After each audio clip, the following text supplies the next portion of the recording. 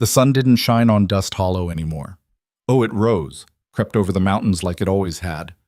But somewhere between the peaks and the valley floor, its light turned sour. What hit the town wasn't warmth, it was exposure. The kind that shows every crack, every rotten board, every face that had learned to look down instead of forward. Rowan Cade sat on the porch of what used to be the McAllister boarding house, though nobody called it that anymore. Mrs. McAllister had been dead 3 years. Her husband 2 months after that. Heart failure, Doc Brennan said. Rowan knew better. A man's heart don't fail because it stops. It fails because it gives up. The boarding house was Rowan's now, though he paid no rent and nobody asked him to leave. He existed in that space where the town had learned not to see him, another piece of broken furniture nobody wanted but couldn't be bothered to haul away. He was 61, looked 70, felt 100. His hands, scarred and thick-knuckled, rested on his knees. Those hands had built things once. Broken things, too. Mostly broken things, if he was honest, and Rowan Cade tried to be honest with himself about at least that much. The street before him was a study in surrender. The general store's sign hung at an angle, one chain snapped, creaking whenever the wind remembered to blow. The saloon's windows were intact only because Voss liked having a place to drink. The church still stood, but Reverend Michaels had stopped holding services 6 months back. Hard to preach hope when hope was the first thing the wolves ate. Voss's wolves. Calder Voss had ridden into Dust Hollow 4 years ago with 11 men and a smile that promised reasonable business. Protection, he called it. Insurance.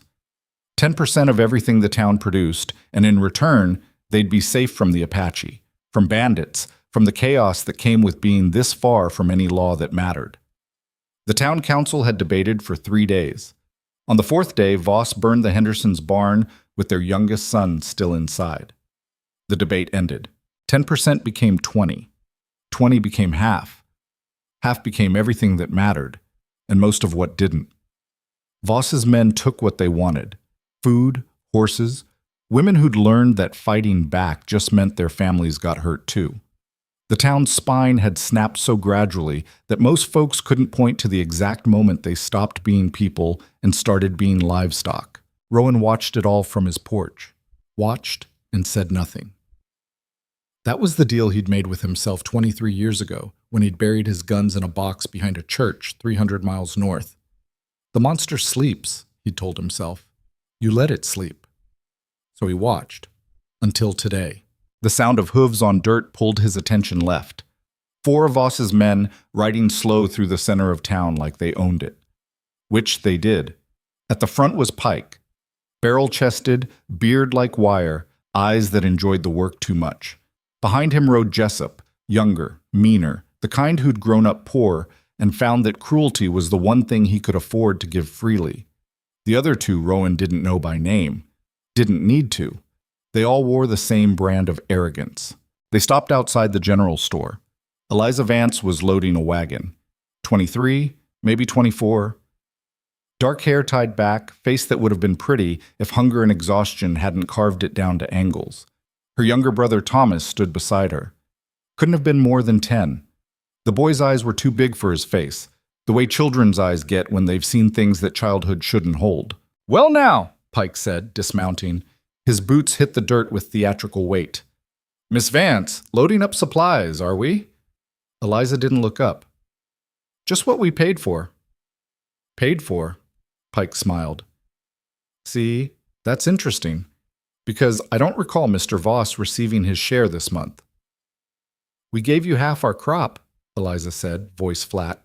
"Same as everyone. Half of a bad crop ain't much, darling, and Mr. Voss, he's got expenses. Men to feed, horses to shoe." Pike walked closer, boots crunching gravel. "Debts to collect." The boy, Thomas, shifted. Small movement, but Pike caught it. His smile widened. "Boy looks strong," Pike said. "Bet he could work. We're always looking for help at the camp. What do you say, son? Want to earn your family's keep?" "He's 10 years old," Eliza said. "Old enough to pull his weight. He's not going anywhere with you." Pike's smile didn't fade, but something behind it went cold. "That's unfortunate, because one way or another your family's debt gets paid." He moved fast, faster than a man his size should move. His hand locked around Thomas's arm and yanked. The boy yelped. Eliza lunged and Pike backhanded her across the face with his free hand. She went down hard. Rowan's hands tightened on his knees. Eliza pushed herself up, blood on her lip.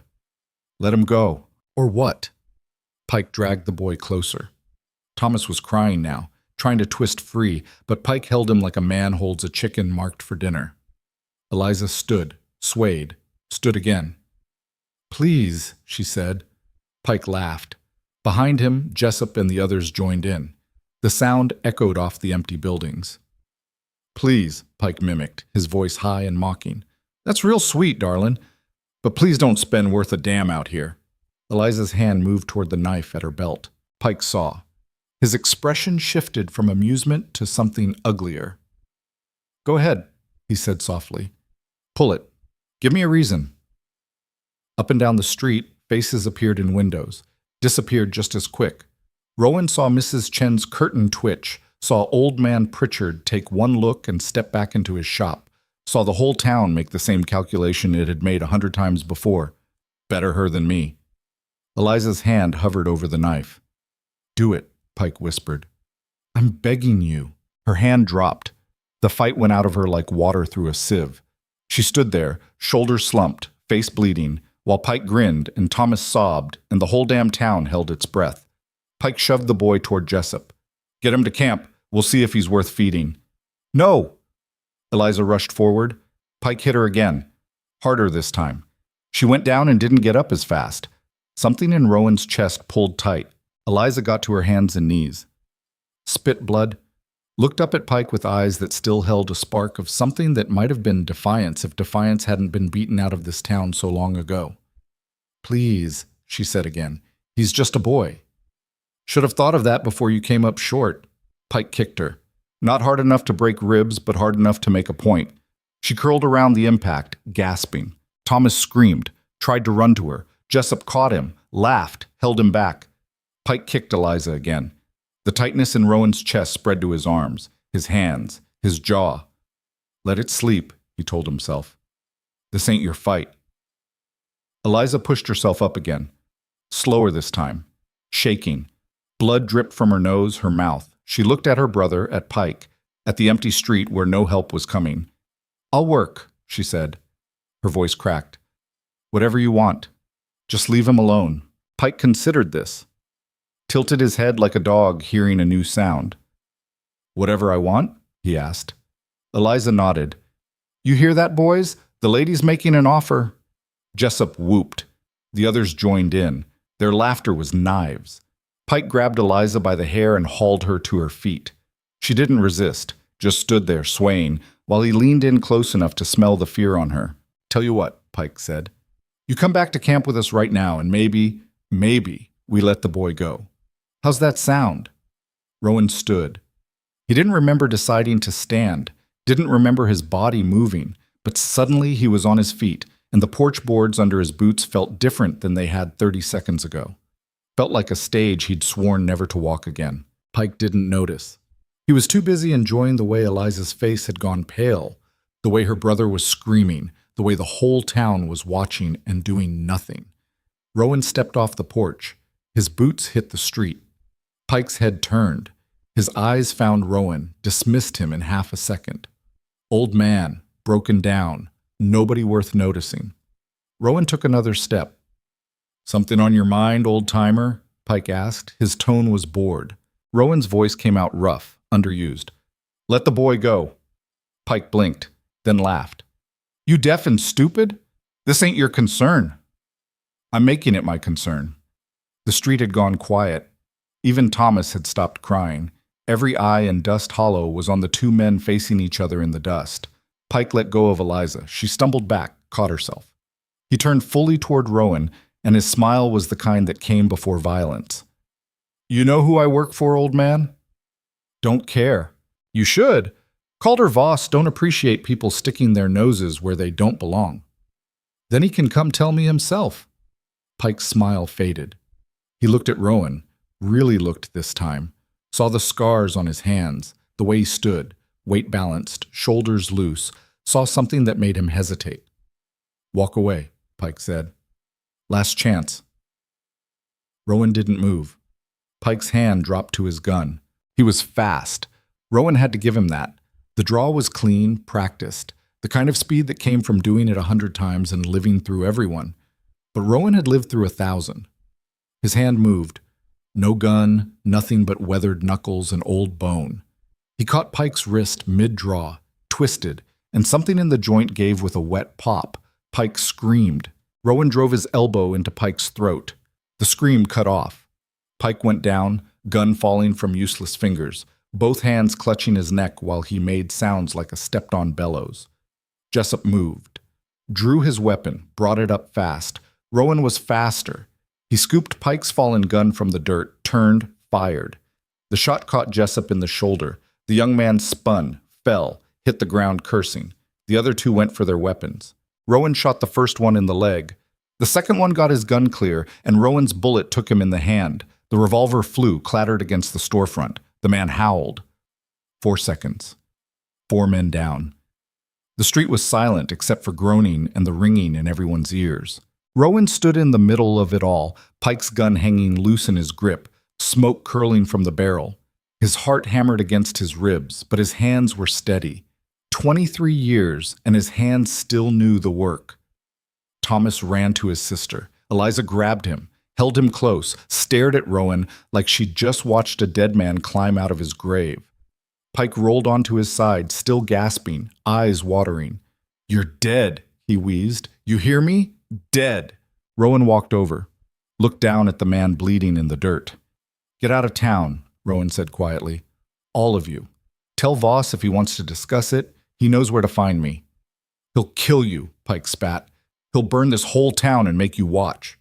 "Maybe, but he'll have to do it himself. You won't be around to see it." Rowan tossed the gun into the dirt beside Pike's head. Then he turned and walked back toward the boarding house, his boots loud in the silence, while the whole town watched and tried to remember what courage looked like. The rest of the day passed in a haze of whispers. Rowan sat on his porch and waited. Waited for Voss's men to come back in force. Waited for the reprisal he knew was coming, but the sun moved across the sky and nobody came. Just whispers. Eliza appeared as the sun touched the mountains. She'd cleaned the blood off her face, but the bruises were already blooming purple and yellow. Thomas held her hand, eyes still too big, still too knowing. She stopped at the bottom of the porch steps. "Thank you," she said. Rowan didn't look at her. "Don't thank me yet. You saved us." "I delayed the inevitable. There's a difference." She climbed the steps anyway, sat down beside him without asking. The boy sat on her other side. "Who are you?" Eliza asked. "Nobody. Nobody doesn't move like that. Nobody doesn't shoot like that." Rowan was quiet for a long time. Then, "I used to be someone. Long time ago. Did things I ain't proud of. Hurt people who maybe deserved it, and plenty who didn't. When I finally stopped, I swore I'd never pick up a gun again." "But you did." "Yeah, I did." "Why?" Rowan looked at her, really looked, saw the fear still bright in her eyes, the set of her jaw that said she was trying so hard to be brave for the boy beside her. "Because some things need doing," he said, "even when you swore you wouldn't." "What happens now?" "Now Voss hears what happened, and he makes a decision." "What kind of decision?" "Whether I'm a problem worth solving or a message worth sending." Eliza's hand found her brother's, squeezed. "We could run," she said, "all of us. Leave tonight. There are other towns." "There are. But Voss is kind. They got long memories and friends in low places. Running just means looking over your shoulder for the rest of your life." "And staying?" Rowan didn't answer. They sat in silence while the sun died and the first stars appeared. Somewhere down the street someone lit a lamp, then another. Small lights against the gathering dark. "My father used to say that courage isn't about not being afraid," Eliza said quietly. "It's about being afraid and doing the right thing anyway." "Your father sounds like a smart man." "He was. Voss's men killed him 2 years ago." Rowan closed his eyes. "I'm sorry." "Don't be sorry. Be ready, because they're coming." "I know." "Can you beat them?" "No." The honesty of it seemed to catch her off guard. "Then why?" "Because someone has to stand up. even if standing up means falling down. Especially then. Thomas spoke for the first time, his voice small. Are you a gunfighter? Rowan looked at the boy, saw himself at that age before the world had taught him what he was capable of. I was, Rowan said, a long time ago. Like in the stories? No, stories lie. They make it seem noble. It ain't. It's just blood and regret and trying to sleep at night knowing what you've done. But you're going to fight anyway. Yeah. Why? Rowan thought about that. Thought about all the years he'd spent running from what he was. Thought about the box buried behind a church 300 miles north, and the guns inside it that still whispered his name in the dark. Because I'm tired of being afraid, he said finally. And I'm tired of watching other people be afraid. Sometimes you reach a point where dying on your feet sounds better than living on your knees. Eliza stood. Thomas followed. Thank you, she said again. Don't thank me. I might have just made everything worse. Or you might have reminded people what it feels like to fight back. She left then, leading her brother into the growing dark. Rowan watched them go, then turned his eyes to the mountains. Somewhere out there, Voss was hearing the news. Somewhere out there, men were checking their guns and sharpening their hate.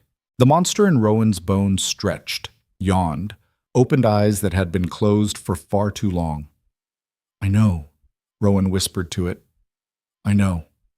He sat on that porch until the stars filled the sky like spilled salt. Then he stood, creaking and old, and walked to the back of the boarding house where Mrs. McAllister used to keep her garden. The dirt was hard. His hands were harder.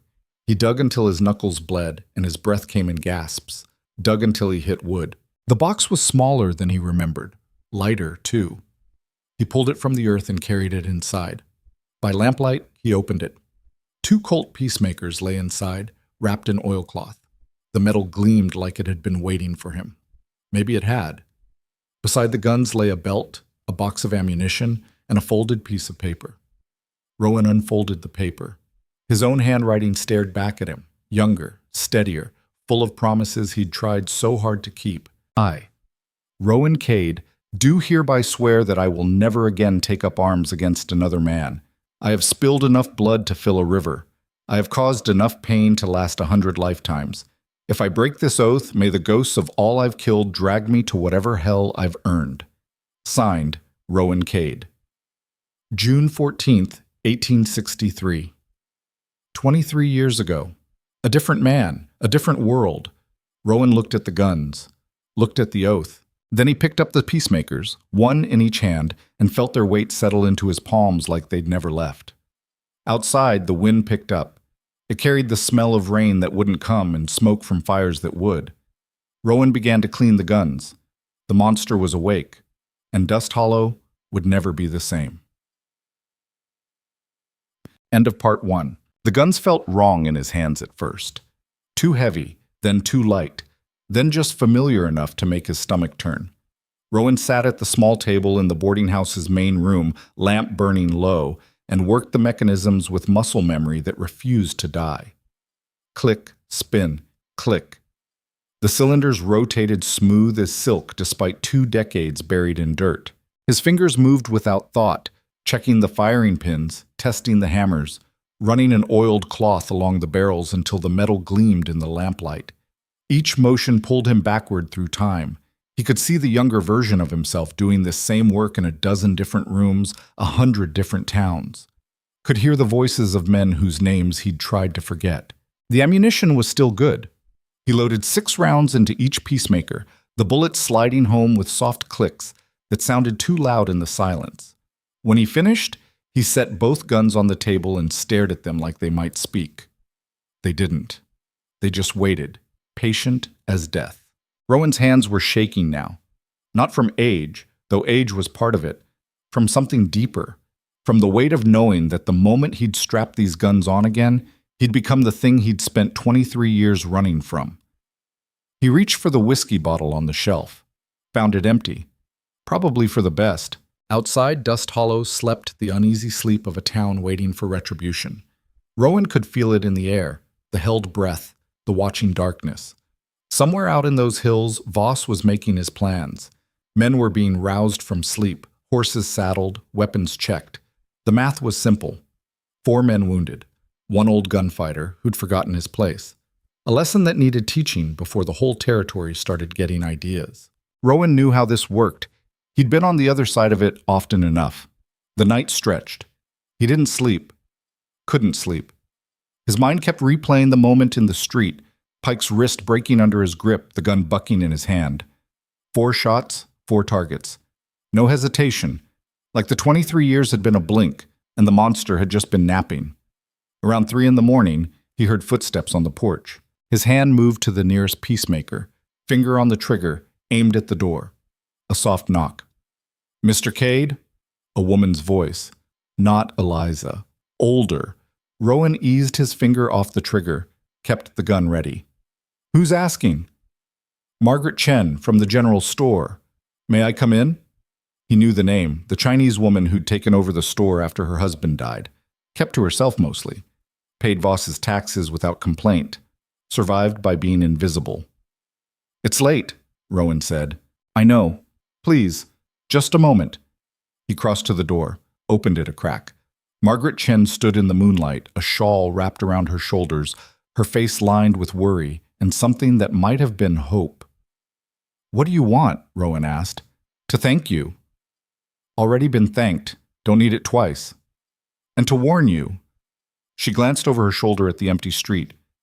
"Voss sent riders back to his camp. They'll be coming tomorrow. Maybe 20 men. Maybe more." "How do you know?"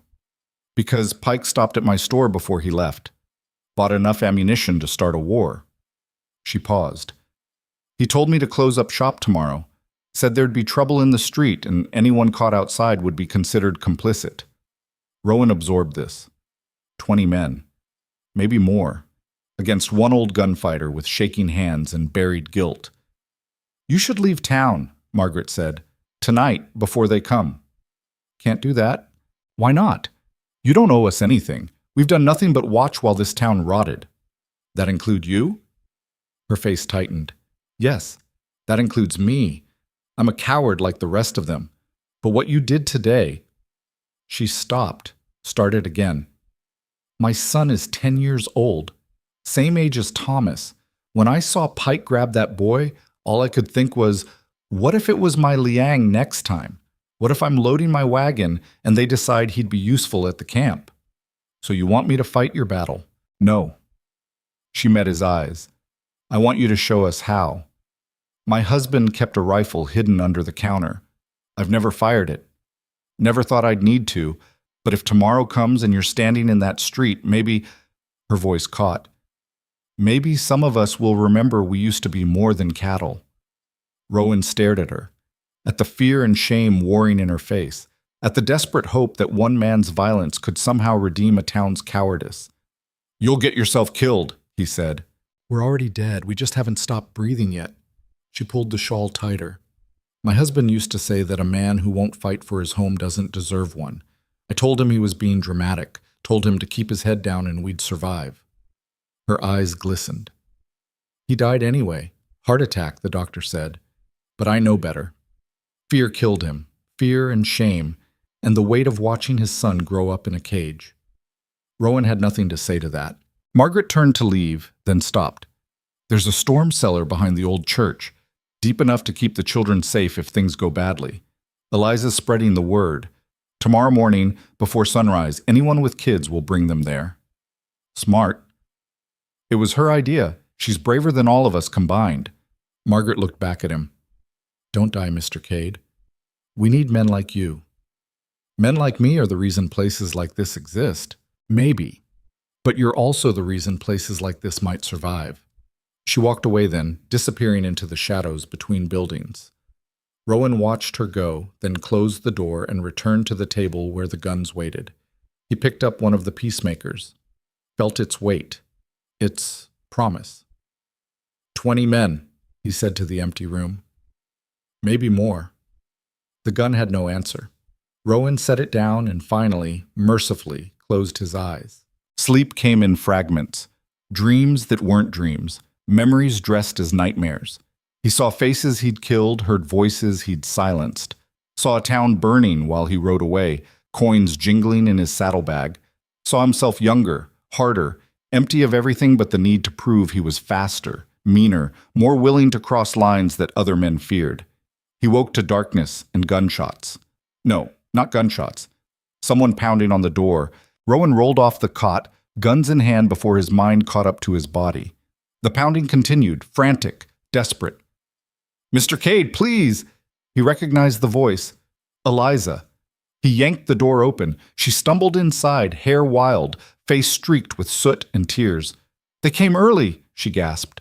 "They're burning the Hendricks place. The family's still inside." Rowan was moving before she finished speaking. He grabbed his gun belt, buckled it on, shoved both peacemakers into their holsters. The leather felt stiff against his hips, foreign and familiar all at once. "How many?" he asked. "I don't know. 6, maybe 8. They rode in from the west, set fire to the barn first, then the house. I heard screaming." She didn't finish, didn't need to. Rowan grabbed a coat and pushed past her into the night. The sky to the west glowed orange and angry. Smoke rolled through the streets, carrying the smell of burning wood and something worse. He ran. His body protested, muscles that hadn't run in years, lungs that preferred sitting to sprinting. But fear had a way of making old men young again, at least for a moment.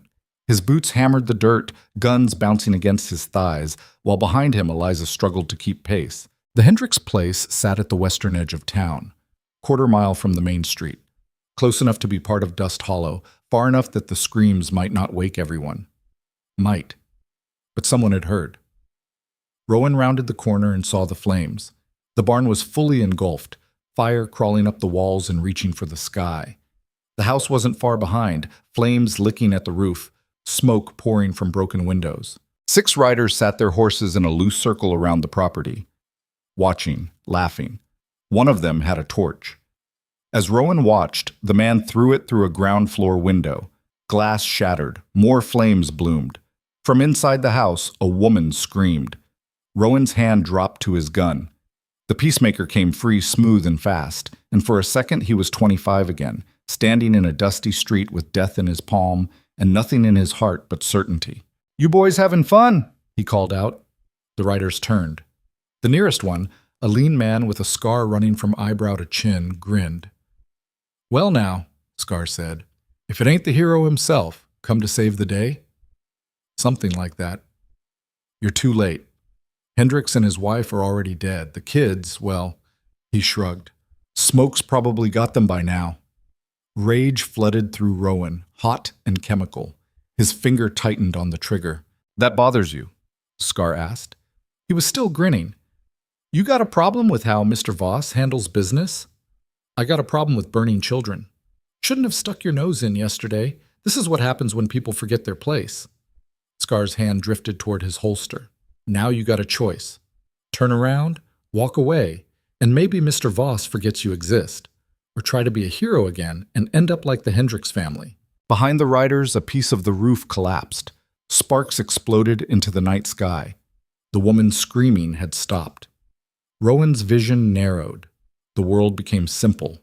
6 men, 6 bullets, 6 reasons to break the oath he'd already broken. "That your final offer?" Rowan asked.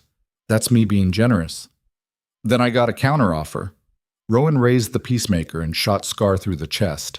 The man's grin froze. He looked down at the blood spreading across his shirt, looked back up at Rowan, and fell from his horse. For a heartbeat, nobody moved. Then chaos. The riders went for their guns. Rowan was faster. His second shot took the torch thrower in the shoulder, spun him out of the saddle. His third caught another rider in the gut. The man doubled over, dropped his weapon, slid sideways off his horse. Return fire erupted. Bullets whined past Rowan's head. One tugged at his coat. Another kicked up dirt at his feet. He dove behind a water trough, rolled, came up firing. Fourth shot, hit a rider's horse by accident. The animal screamed and bolted, throwing its rider into the dirt. Fifth shot, caught a rider in the thigh.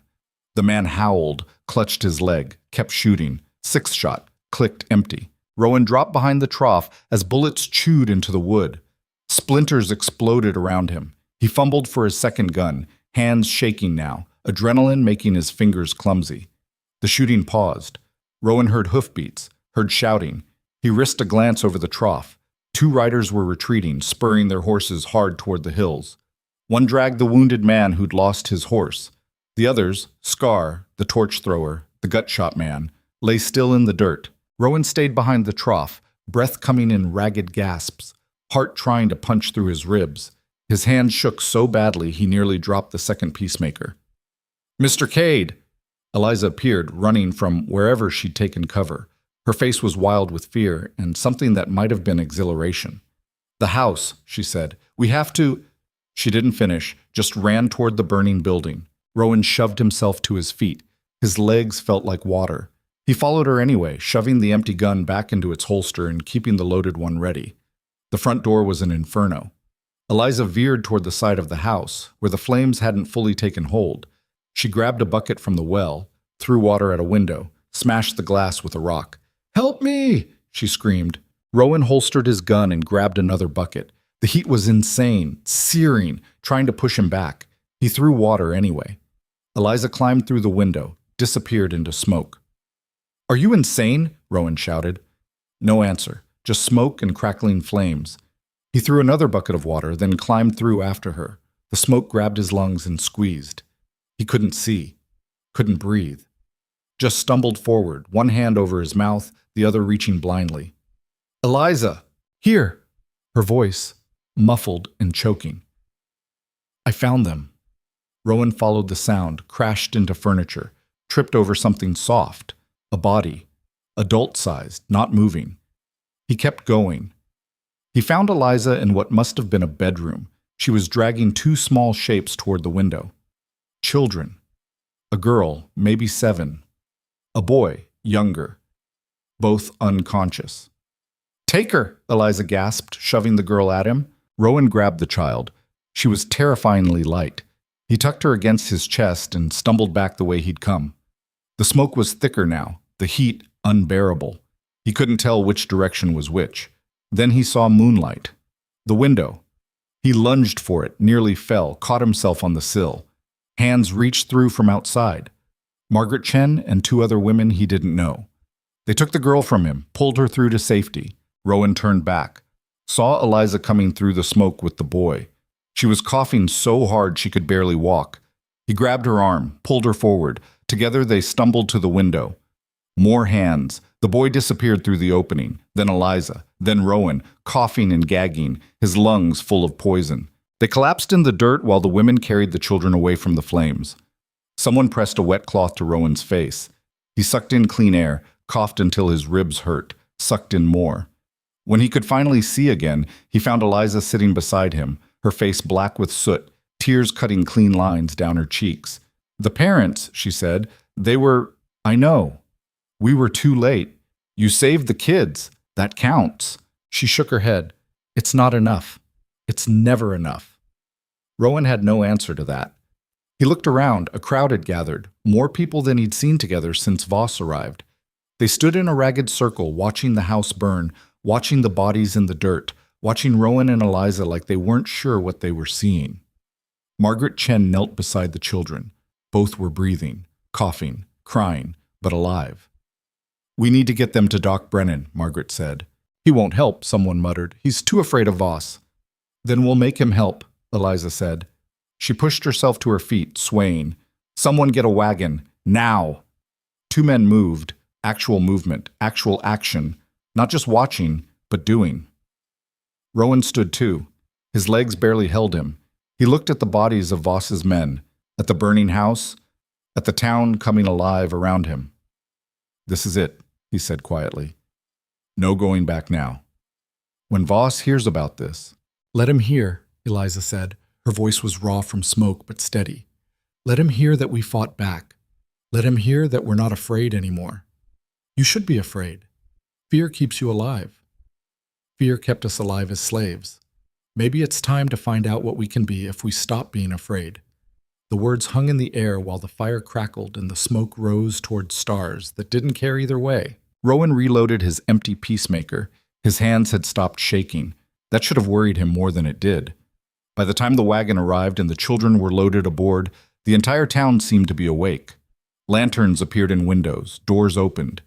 People stepped into the street. Not many, not all, but enough to make it clear something had shifted. Rowan walked back toward the boarding house. His body ached in places he'd forgotten he had. His lungs felt scorched. His clothes reeked of smoke and gunpowder. Halfway there, a man stepped out of the shadows. Older, gray-bearded, wearing a shopkeeper's apron. "That was quite something," the man said. Rowan kept walking. "Wait." The man fell into step beside him. "Name's Arthur Pritchard. I run the feed store. Or I used to before Voss decided he'd rather keep most of the feed for his own horses." "What do you want, Pritchard?" "To help." Rowan stopped, looked at the man. "Help how?" "However I can. I got a rifle. Haven't fired it in 10 years, but I can still hit what I aim at. And I got 3 sons. All grown, all angry. We've been talking. What you did today, what you did yesterday, it reminded us that we used to be men. Being a man don't mean dying for nothing. Maybe not, but dying on our knees while our town burns seems worse." Pritchard's jaw set. "Voss is coming. Everyone knows it. When he does, we want to stand with you. You'll get killed. Probably, but at least we'll die looking our kids in the eye instead of at the dirt." Other figures emerged from doorways. A blacksmith named Cole, massive and quiet. A woman named Sarah who ran the boarding house's competitor across town. 2 young men Rowan didn't know, farmhands from the sounds of their accents. They gathered around him like he was something other than what he was. Just an old killer with fresh blood on his hands and guilt older than most of them. "This is a mistake," Rowan said. "Maybe," Cole the blacksmith rumbled, "but we're making it anyway." "I can't protect you." "Don't want you to. Want you to teach us how to protect ourselves." Rowan looked at their faces, saw fear there, sure, but also something else. Something that might have been hope or might have been desperation. Hard to tell the difference when you were drowning. "You ever killed a man?" Rowan asked Pritchard. "No." "You?" He pointed at Cole. "No." He went around the circle. Every answer the same. "No, no, no." "Then you're not ready for what's coming," Rowan said. "So get us ready," Eliza said. She'd followed him from the fire, Thomas beside her. "We've got until morning, maybe noon if we're lucky. Teach us." "Can't teach someone to kill in a few hours." "Then teach us to fight, teach us to stand, teach us something other than cowering." Rowan wanted to refuse, wanted to tell them all to run, to scatter, to survive however they could because survival mattered more than dignity. But he looked at Thomas, at the way the boy's eyes had changed since yesterday, looked at Eliza's bruised face, looked at the fire still burning in the distance and the bodies cooling in the dirt. "All right," he said, "all right, everyone who wants to learn, meet at the church in 1 hour. Bring whatever weapons you got, and someone wake up Doc Brennan. We're going to need him." They scattered. Rowan stood alone in the street for a moment, feeling the weight of what he'd just agreed to settle across his shoulders. "You're going to get them killed," he told himself. The guns on his hips had no comment. The church had been abandoned for months, but someone had kept it clean enough. Rowan stood at the front while a dozen people, then 15, then 20, filed in carrying rifles, shotguns, hunting weapons that hadn't been fired at anything more dangerous than deer. Margaret Chen arrived with her husband's rifle. Pritchard and his sons brought enough firepower for a small army. Cole the blacksmith carried a shotgun that looked like a toy in his massive hands. Even old Doc Brennan showed up, thin and nervous, clutching a pistol that might have dated back to the Mexican War. Eliza stood near the front, Thomas beside her. The boy watched everything with those 2 old eyes. Rowan waited until the murmuring died down. Then he spoke. "Most of you are going to die," he said. The murmuring started again. He raised his hand. "That's not me being cruel. That's me being honest. Voss has professional killers. You have farming tools and desperation. In a straight fight, you lose." "Then what's the point?" someone called from the back. "The point is you don't fight straight. You fight smart. You use every advantage you got, and you make them pay for every inch." Rowan drew one of his peacemakers. "Most of you never fired a gun at a person. That's good. Means you're not monsters. But it also means when the moment comes, you'll hesitate, and hesitation kills." He aimed at the wall, fired. The shot was deafening in the enclosed space. People flinched, some ducked. "That sound?" Rowan said. "Get used to it. Because tomorrow you're going to hear it 100 times while people try to kill you. And if you freeze, if you hesitate, if you think for 1 second that maybe you can talk your way out or find a peaceful solution, you're dead. He holstered the gun. Voss doesn't negotiate, doesn't compromise. He's coming to make an example, to remind every town in the territory what happens when you stand up. So we're going to make our own example. How? Pritchard asked. By making it cost more than it's worth. By making every man he sends here earn his death. By turning this town into a place his people don't want to enter. Rowan pointed at the windows. We barricade. We create kill zones. We force them into channels where our guns have the advantage. We don't stand in the street like this is some kind of fair duel. We fight dirty, we fight mean, and we make them regret ever hearing the name Dust Hollow. He spent the next 3 hours teaching them things he'd hoped never to teach again. How to aim for center mass because headshots were for stories. How to breathe through the fear. How to reload while moving. How to use cover, create crossfire, fall back in stages without panicking. Some of them learned fast. Pritchard's oldest son had a steady hand and good instincts. Cole the blacksmith was slow but thorough, the kind of man who'd stand his ground when others ran. Margaret Chen surprised him. She listened carefully, asked smart questions, and didn't waste ammunition on practice shots. Others were hopeless. Doc Brennan's hands shook too badly to aim. 2 of the farmhands couldn't stop seeing the targets as people. One woman broke down crying halfway through and had to leave.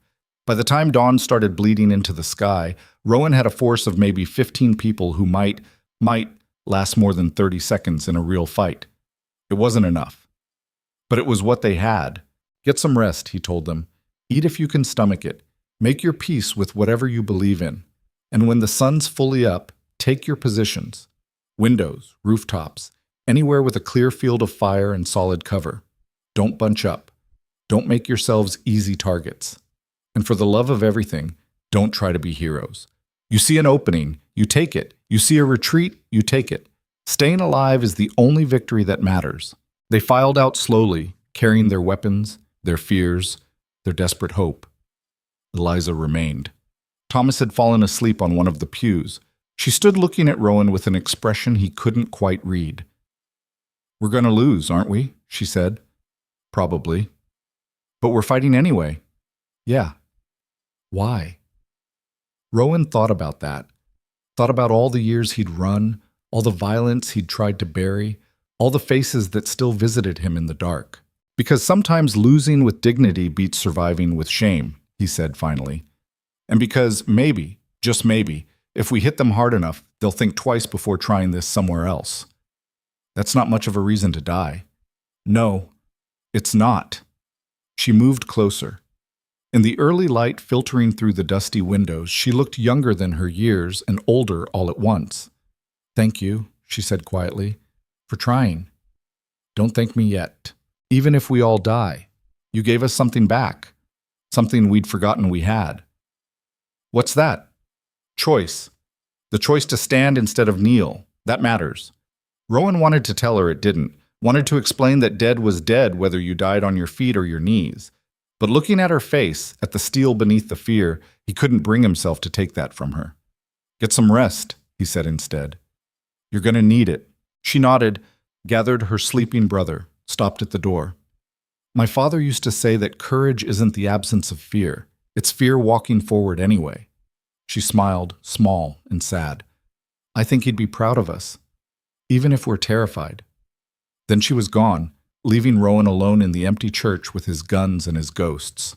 He sat in the front pew, checked his weapons one more time. 6 bullets in each cylinder, enough to kill 12 men if every shot counted. Voss would bring at least 20.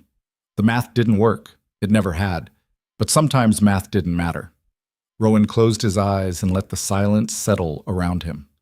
In a few hours, this place would be hell. Blood and smoke and screaming. Everything he'd run from for 23 years coming home to roost. The monster in his bones stretched, ready, eager. Just a little longer, Rowan whispered.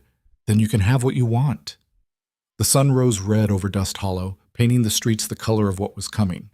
And in the hills to the west, riders appeared on the horizon.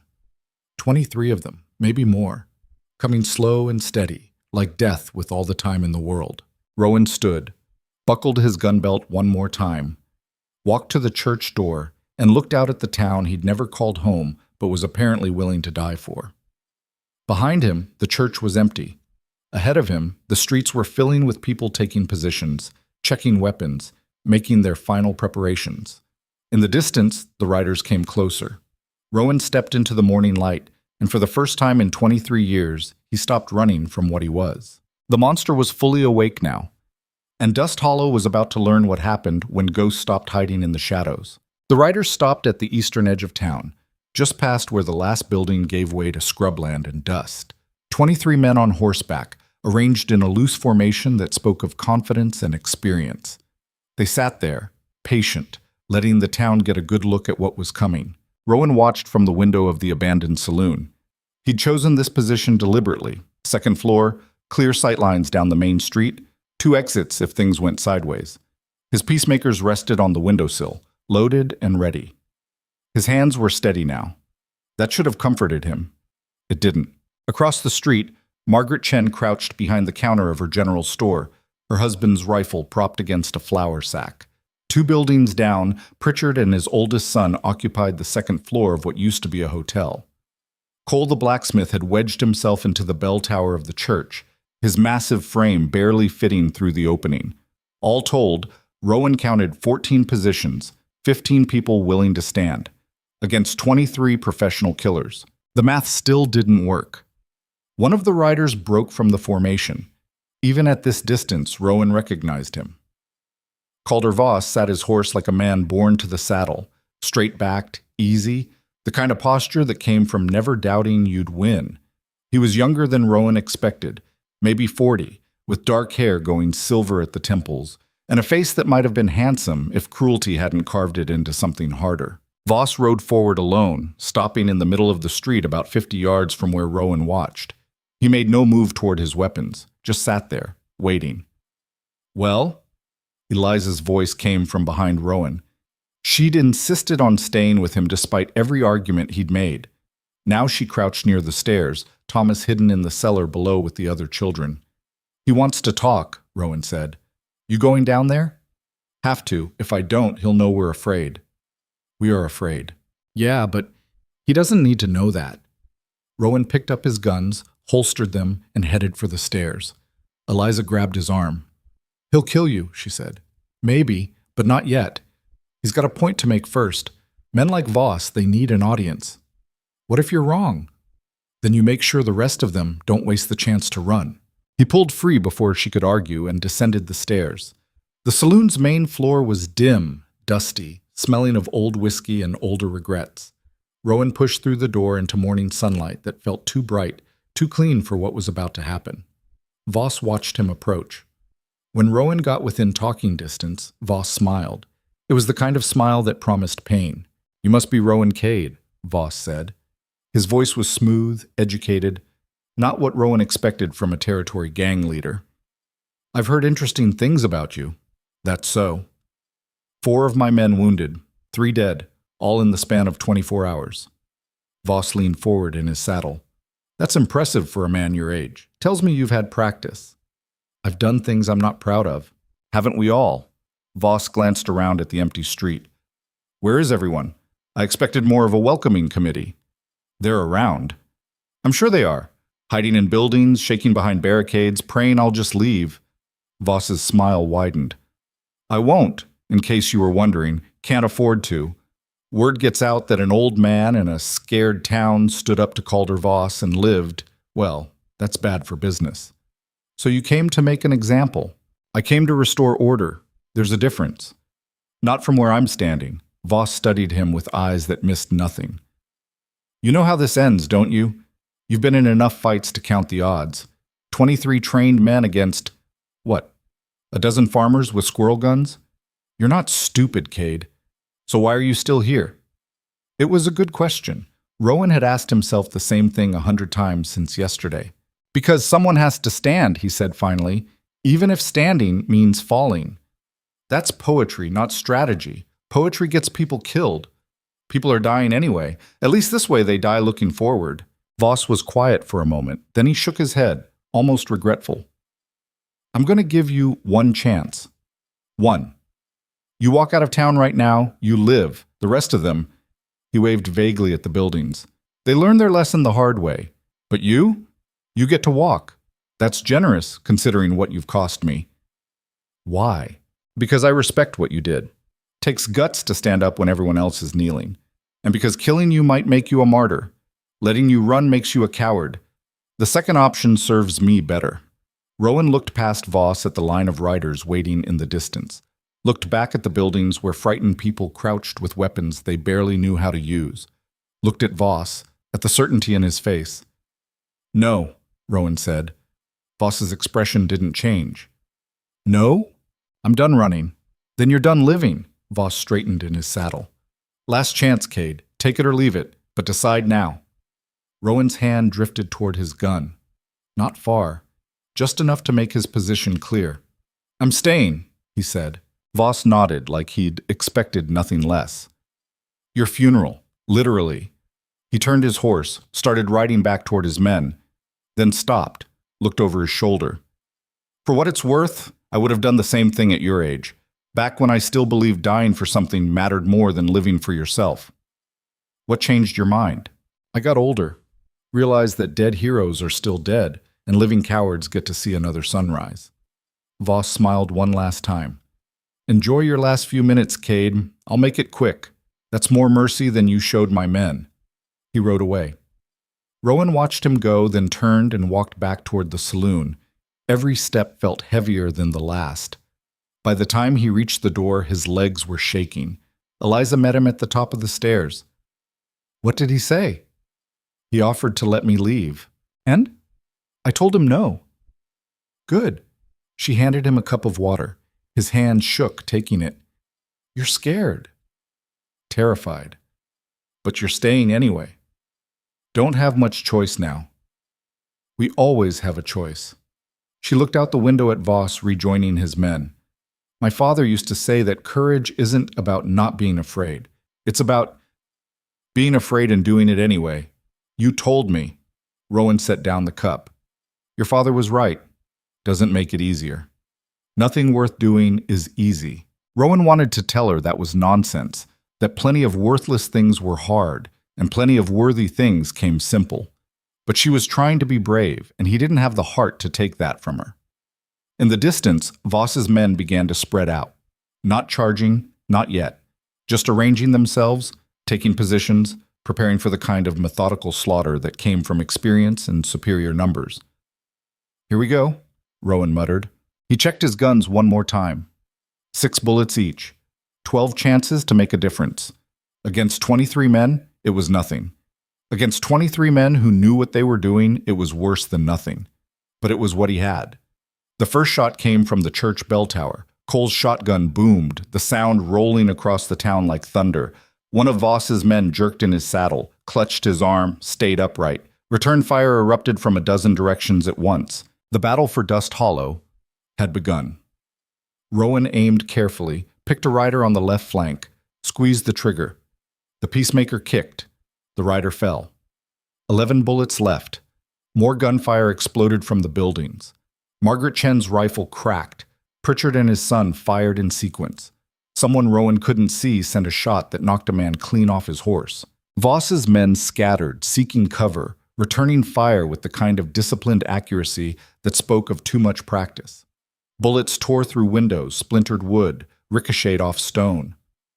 One of Pritchard's sons screamed. The sound cut off abruptly. Rowan fired again. Missed. Fired a third time. Another rider went down clutching his leg. 9 bullets left. They're flanking, Eliza shouted.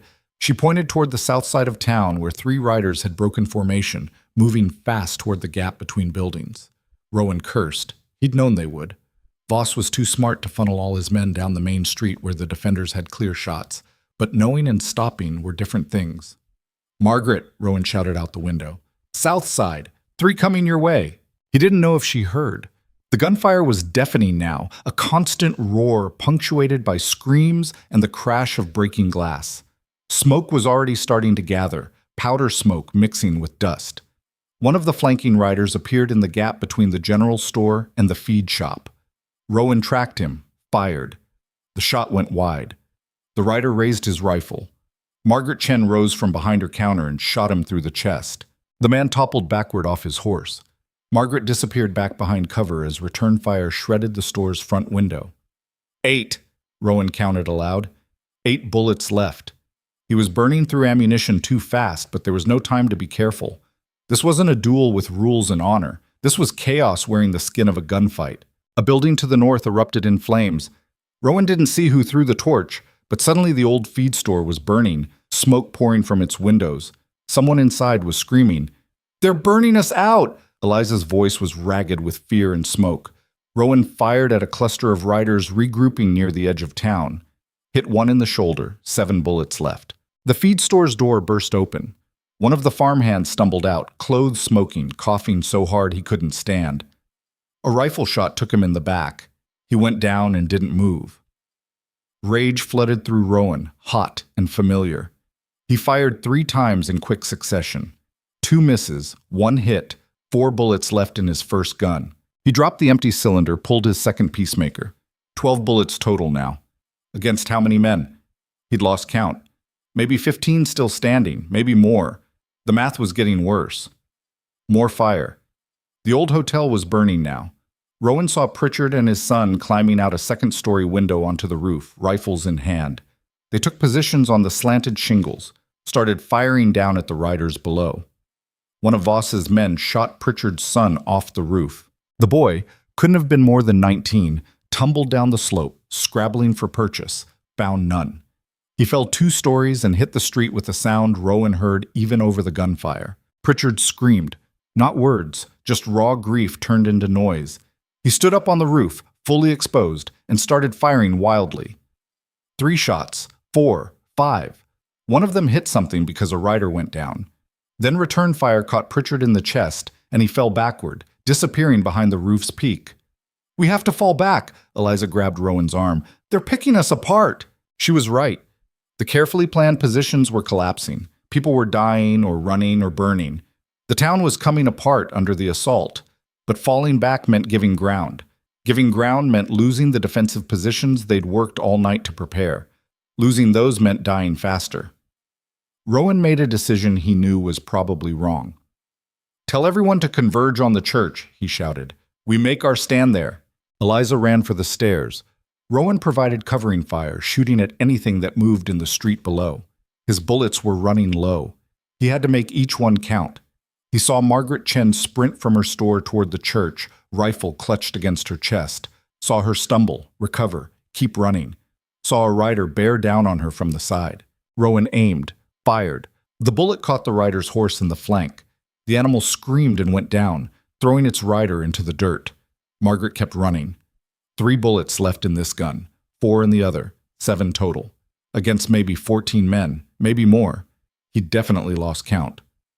Rowan holstered the near-empty peacemaker and ran for the stairs. Eliza was already gone. He took the steps 3 at a time, burst out the back door into an alley full of smoke and confusion. Cole the blacksmith was there, his massive frame covering the retreat of 2 other defenders. His shotgun boomed, roared again. He moved like a man who'd accepted death and decided to make it expensive. "Church!" Rowan shouted at him. "Now!" Cole fired one more time, then turned and lumbered toward the church. Rowan followed, gun ready, eyes scanning for targets. A rider appeared at the end of the alley. Rowan shot him, 2 bullets left in this gun. They made it to the church. The door was open. People were streaming inside, Margaret, 2 farmhands, old Doc Brennan clutching a bloody arm, Eliza dragging someone who looked half dead. Rowan did a quick count. 8 people. Out of 15. 7 dead. 7 people who'd trusted him to make this work. Cole slammed the church door shut. Pritchard's youngest son, the one who'd survived, threw the bolt. It was a heavy door, solid oak, but it wouldn't hold forever. "Windows!" Rowan barked. "Cover every angle! Don't let them get close!" The survivors scrambled to obey. Margaret took the north window. Cole the east. The farmhands covered south and west. Eliza positioned herself near the door with a rifle she'd picked up somewhere. Rowan moved to the front window and looked out. Voss's men were regrouping. They'd taken casualties. Rowan counted 5 bodies in the street, maybe 3 more wounded badly enough to be out of the fight. But that still left over a dozen, and they looked angry now. The easy confidence was gone, replaced by the kind of murderous focus that came from losing friends. Voss himself sat his horse in the middle of the street, surveying the burning town with an expression that might have been satisfaction or might have been something darker. "Cade!" Voss's voice carried across the smoke and ruin. "I know you're in there." Rowan said nothing. "You've made your point," Voss continued. "You stood up. You fought. Hell, you even killed some of my men. That's more than most towns manage. So here's my final offer. Send out the girl, the one who started this mess, and I let the rest of you live. You can keep your burning town. I'll even leave you alone.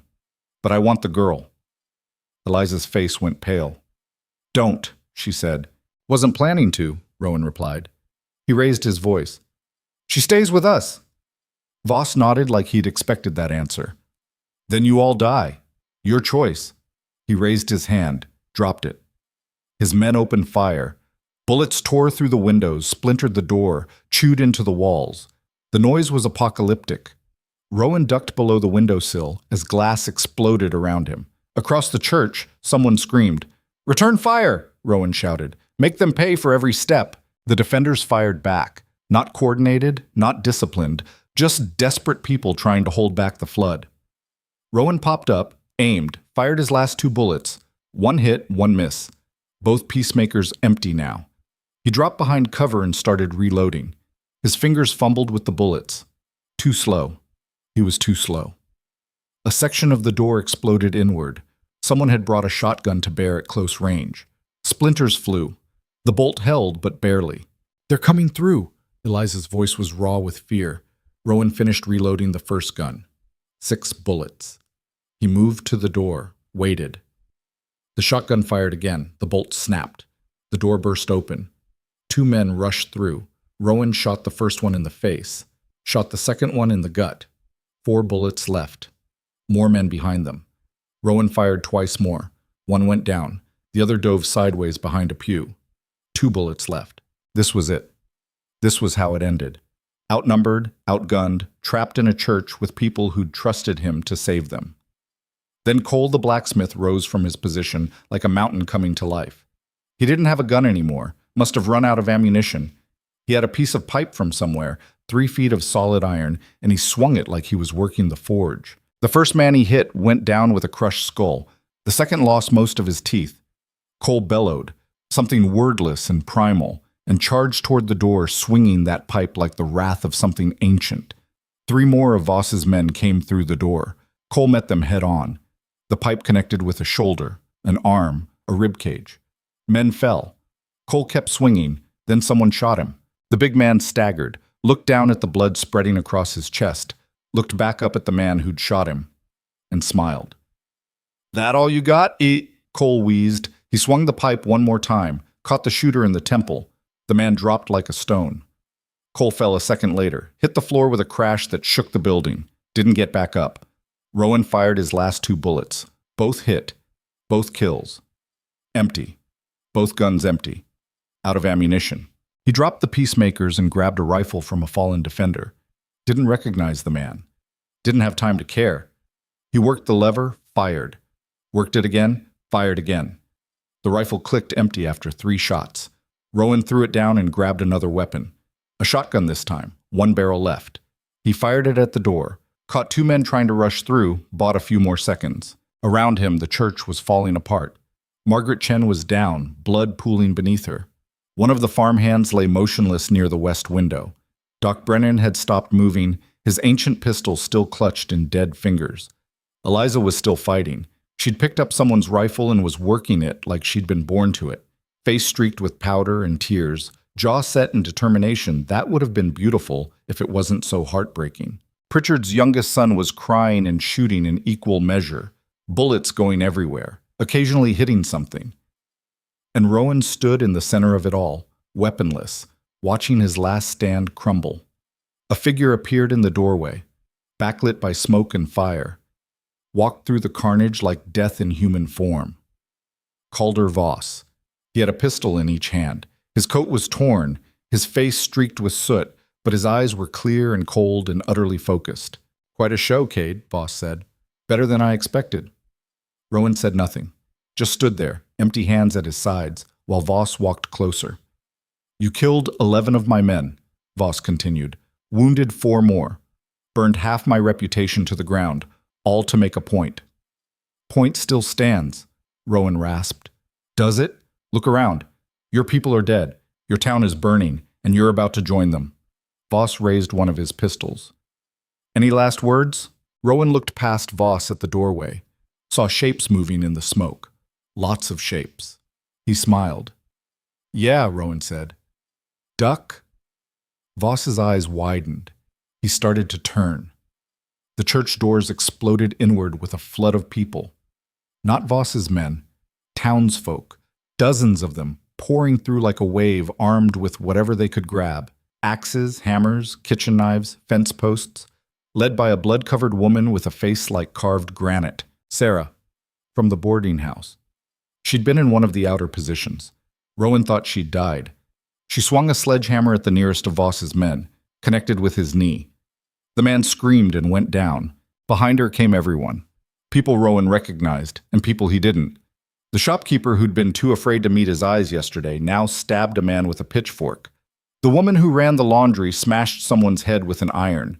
Even the reverend was there, swinging a piece of broken wood like he was driving demons from the temple. Voss spun, trying to track targets, but there were too many. They swarmed over his remaining men like ants over a wounded animal. Someone grabbed his gun arm. Someone else hit him in the back. He staggered, fired wildly, hit nothing that mattered. Rowan dove for one of his fallen peacemakers. Found it. No bullets left. He threw it anyway, hit Voss in the face. Voss went down under a pile of bodies. People he'd terrorized for 4 years, finally finding their teeth. The fight spilled out into the street. Rowan followed, grabbing weapons from fallen men, passing them to whoever needed them. The tide had turned, not because they were stronger or better armed, but because there were more of them and they'd stopped being afraid. Fear had kept them prisoners. Rage set them free. Rowan saw Voss struggle to his feet in the chaos, saw him look around at his decimated force, at the town rising against him, at the fire and blood and fury he'd created coming back to swallow him whole. Their eyes met across the carnage. Voss smiled. Actually smiled. Then he turned and ran. No! Rowan shoved through the crowd. Don't let him! Too late. Voss had reached a horse, mounted, spurred it hard. 2 of his men followed, the only ones still capable of moving. They rode west, toward the hills, leaving their dead and wounded behind. Rowan grabbed a rifle from someone, aimed at Voss's retreating back. His finger touched the trigger, and stopped. He could make the shot. Even tired, even old, even with a borrowed gun, he could put Voss down. But looking around at the town, at the people standing in the ruins of their fear, at Eliza pulling survivors from the church, at Sarah helping wounded defenders to their feet, Rowan realized something. Voss was already defeated. Not killed, but broken. His gang was shattered. His reputation was ash. He'd come to make an example and instead become one. Killing him now would just be revenge. And Rowan was tired of revenge. He lowered the rifle. Let him go, Rowan said quietly. What? Someone grabbed his arm. Are you crazy? He'll come back. No. Rowan watched the 3 riders disappear over the ridge. He won't. He can't. Not after this. Word will spread. Every town in the territory will hear about what happened here. About how Dust Hollow stood up and won. Voss is finished, whether he's alive or dead. But let him go, Rowan repeated. Some things are worse than dying. Surviving as the man who lost, that's one of them. The crowd fell silent. In the distance, the sound of hoofbeats faded to nothing. Rowan turned to survey the damage. The town was a wreck. Buildings burned. Bodies lay in the street. Defenders and attackers both. The dead making no distinction.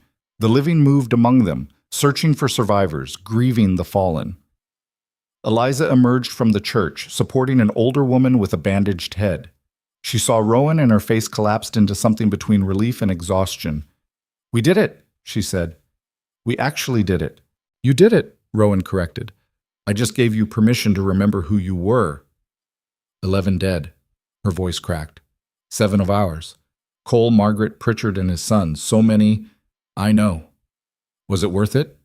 Rowan looked at the people around them, looked at the way they stood straighter now, met each other's eyes without shame. Looked at the children being brought up from the storm cellar, scared but safe. "Ask me in a year," he said finally.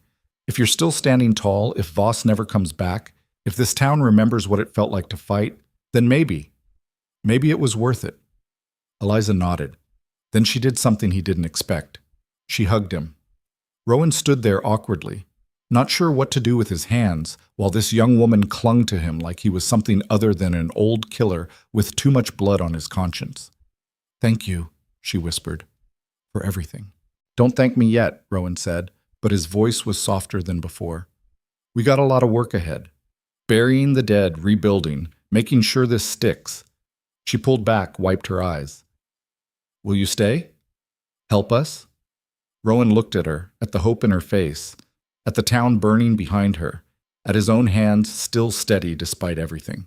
The monster in his bones had fed well today. It was quiet now, satisfied. Maybe that was enough. "Yeah," he said. "I'll stay. For a while, anyway." The sun was directly overhead now, burning down on the wreckage of Dust Hollow. Smoke rose toward a sky that didn't care. Bodies cooled in the dirt. And somewhere in the distance, 3 riders fled toward a future that would remember them only as the men who lost to a dying town and a ghost who'd stopped running. Rowan picked up his peacemakers from where they'd fallen, holstered them. The weight felt different now, not heavy with regret, but solid with purpose. He had work to do. They all did. But for the first time in 23 years, the work didn't feel like running. It felt like standing still, like putting down roots, like finding something worth protecting, even if protecting it cost everything. The battle for Dust Hollow was over. The real fight, rebuilding, healing, learning to live without fear, was just beginning. The bodies were the first thing they dealt with. Not because anyone wanted to, but because the heat was turning them into something worse than death. Rowan helped carry Cole to the space behind the church where they'd started digging graves before the sun climbed too high. The big man weighed more dead than he ever had alive. Or maybe that was just Rowan's exhaustion turning everything heavier. They laid Cole beside Margaret Chen, then Pritchard and both his sons, then the 2 farmhands whose names Rowan had never learned. 7 graves for 7 defenders. Off to the side, they dragged Voss's men into a mass pit. Nobody wanted to dig separate holes for killers. Seemed like a waste of effort and mercy. Doc Brennan had survived despite looking half dead during the fight. Turned out the blood on his arm wasn't his. Belonged to someone he'd been trying to save when a bullet caught them instead. Now he moved among the wounded with shaking hands and a determination that came from being the only medical knowledge the town had left. "This one needs stitches," he called out, kneeling beside a young woman whose shoulder had been grazed. "Someone boil water, clean cloth, whiskey if we have any." Eliza appeared with supplies. She'd appointed herself Brennan's assistant, following him from patient to patient with bandages and thread and whatever else he needed. Her hands were steadier than his. Her face was harder than it had been 2 days ago. Rowan watched her work for a moment, then went back to digging. The shovel bit into dirt that was too dry, too reluctant to give up space for the dead. His shoulders screamed. His back felt like someone had driven nails through the vertebrae. He kept digging anyway. Thomas appeared beside him with a smaller shovel. The boy had been quiet since they'd brought the children up from the cellar. Hadn't cried. Hadn't spoken much. Just watched everything with those 2 knowing eyes and helped where he could. "You don't have to do this," Rowan said. Thomas started digging. "Neither do you. Someone has to. That's why I'm here." They worked in silence. The sun climbed higher. The heat became something physical, pressing down on everything. Around them, other survivors labored at their own tasks. Some fought the fires still burning in the collapsed buildings. Others sorted through wreckage, looking for anything salvageable. A few just sat in the shade and stared at nothing, their minds somewhere between shock and grief. Sarah, the woman who'd led the final charge, organized groups to clear the street. She moved with purpose, barking orders, keeping people focused on immediate problems instead of the larger horror of what they'd survived. Rowan recognized the technique. Stay busy, stay moving, don't give the trauma time to catch up. It would catch up anyway. Always did. But maybe by then they'd be strong enough to carry it. By midday, the graves were ready. They'd wrap the bodies in whatever cloth could be spared: sheets, curtains, tablecloths. The Reverend stood at the head of the line, looking lost. He'd fought with them, swung that piece of wood like his life depended on it, but now faced with actually putting people in the ground, the words seemed to have left him. I don't... He swallowed hard. I haven't done a proper service in months. Don't know if I remember how. Then don't make it proper, Eliza said. She stood holding Thomas's hand, her face streaked with dirt and dried blood. Just make it honest. The Reverend nodded, looked down at Cole's wrapped body, started speaking, halting at first, then finding rhythm. Cole Brennan was a blacksmith, fixed more wagon wheels than any of us can count, had hands like hammers and a heart bigger than his chest. He died saving people, saving us. That's... His voice cracked. That's all anyone can ask. He moved to the next grave. Margaret Chen. Her son Liang stood beside it, dry-eyed and trembling. He couldn't have been more than 11. Margaret kept the store running when everyone else was ready to quit, the Reverend continued. Fed people on credit she knew they couldn't pay. Stood up when it mattered most. Her husband would have been proud. One by one, he spoke over them. Pritchard, who died screaming his son's name. The farmhands, young and terrified and brave anyway. Each person reduced to a few sentences, a moment of recognition, then the shovel covering them in dirt that wouldn't care in 100 years. When it was done, they stood in silence while the wind picked up and carried the smell of smoke and death across the ruined town. What do we do now? Someone asked. Rowan didn't see who. We survive, Sarah answered. We rebuild. We remember why we fought. For what? Half the town's gone. We got no doctor except Brennan, and he's barely holding together. Winter's coming. We got bodies in the street and burns on half our buildings. The voice was bitter, exhausted. Maybe we should have just kept our heads down. And what? Eliza turned on whoever had spoken. Waited for Voss to take everything? Watched while they burned us out, one family at a time? At least now we can look ourselves in the mirror. Can't eat pride. Rather starve with my spine intact than live fat on my knees. The argument would have escalated, but Rowan stepped forward. His voice came out rougher than he intended, scraped raw from smoke and shouting. She's right, he said. About the spine part anyway. You all made a choice. Wasn't the easy one, wasn't the safe one, but it was yours. First time in 4 years you got to choose something that mattered. That counts. Does it count for the dead? The question came from Liang, Margaret's son. His voice was small but sharp as glass. Does it count for my mother? Rowan looked at the boy. Saw himself at that age standing over graves, asking questions that had no good answers. No, Rowan said honestly. It doesn't count for them. They're gone. Nothing counts for the dead except memory. But it counts for you, for everyone still breathing. Your mother died so you could grow up free. Whether that was worth it, he paused. That's on you to decide. Live a good life, make something of yourself. Prove her sacrifice mattered, or don't. But that's your choice now. She bought you the right to make it. Liang stared at him, then nodded slowly and walked away toward where his mother's grave was already disappearing under fresh dirt. The crowd began to disperse. People drifted back to their tasks, to the endless work of cleaning up after violence. Rowan stood in the cemetery a moment longer, looking at the 7 mounds of earth, then turned to find Eliza waiting for him. That was kind, she said. What you told Liang. It was honest. Kind would have been lying to make him feel better. Honesty is a kind of kindness. She fell into step beside him as they walked back toward town. You're staying, right? You said you would. For a while. How long is a while? Don't know. Until you don't need me anymore. Or until I wear out my welcome. You saved us. You'll never wear out your welcome. Rowan stopped walking, looked at her directly. I killed 11 men yesterday. Watched 7 people die because they listened to me. That's not saving. That's just choosing which kind of blood to spill. You gave us a choice. That's more than anyone's done in 4 years. Choice isn't worth much when it gets you buried. It was worth it to them. Her jaw set in that stubborn way he was learning meant she wouldn't be moved. Cole told me right before... Her voice caught. He said it felt good to stand up. Said he'd forgotten what that felt like. He died knowing he mattered. That's worth something. Rowan wanted to argue, wanted to explain that mattering didn't stop bullets, didn't bring back the dead, didn't make the nightmares any easier to carry. But looking at her face, at the fierce certainty there, he couldn't bring himself to take that from her. "Yeah," he said quietly. "Maybe it is." They kept walking.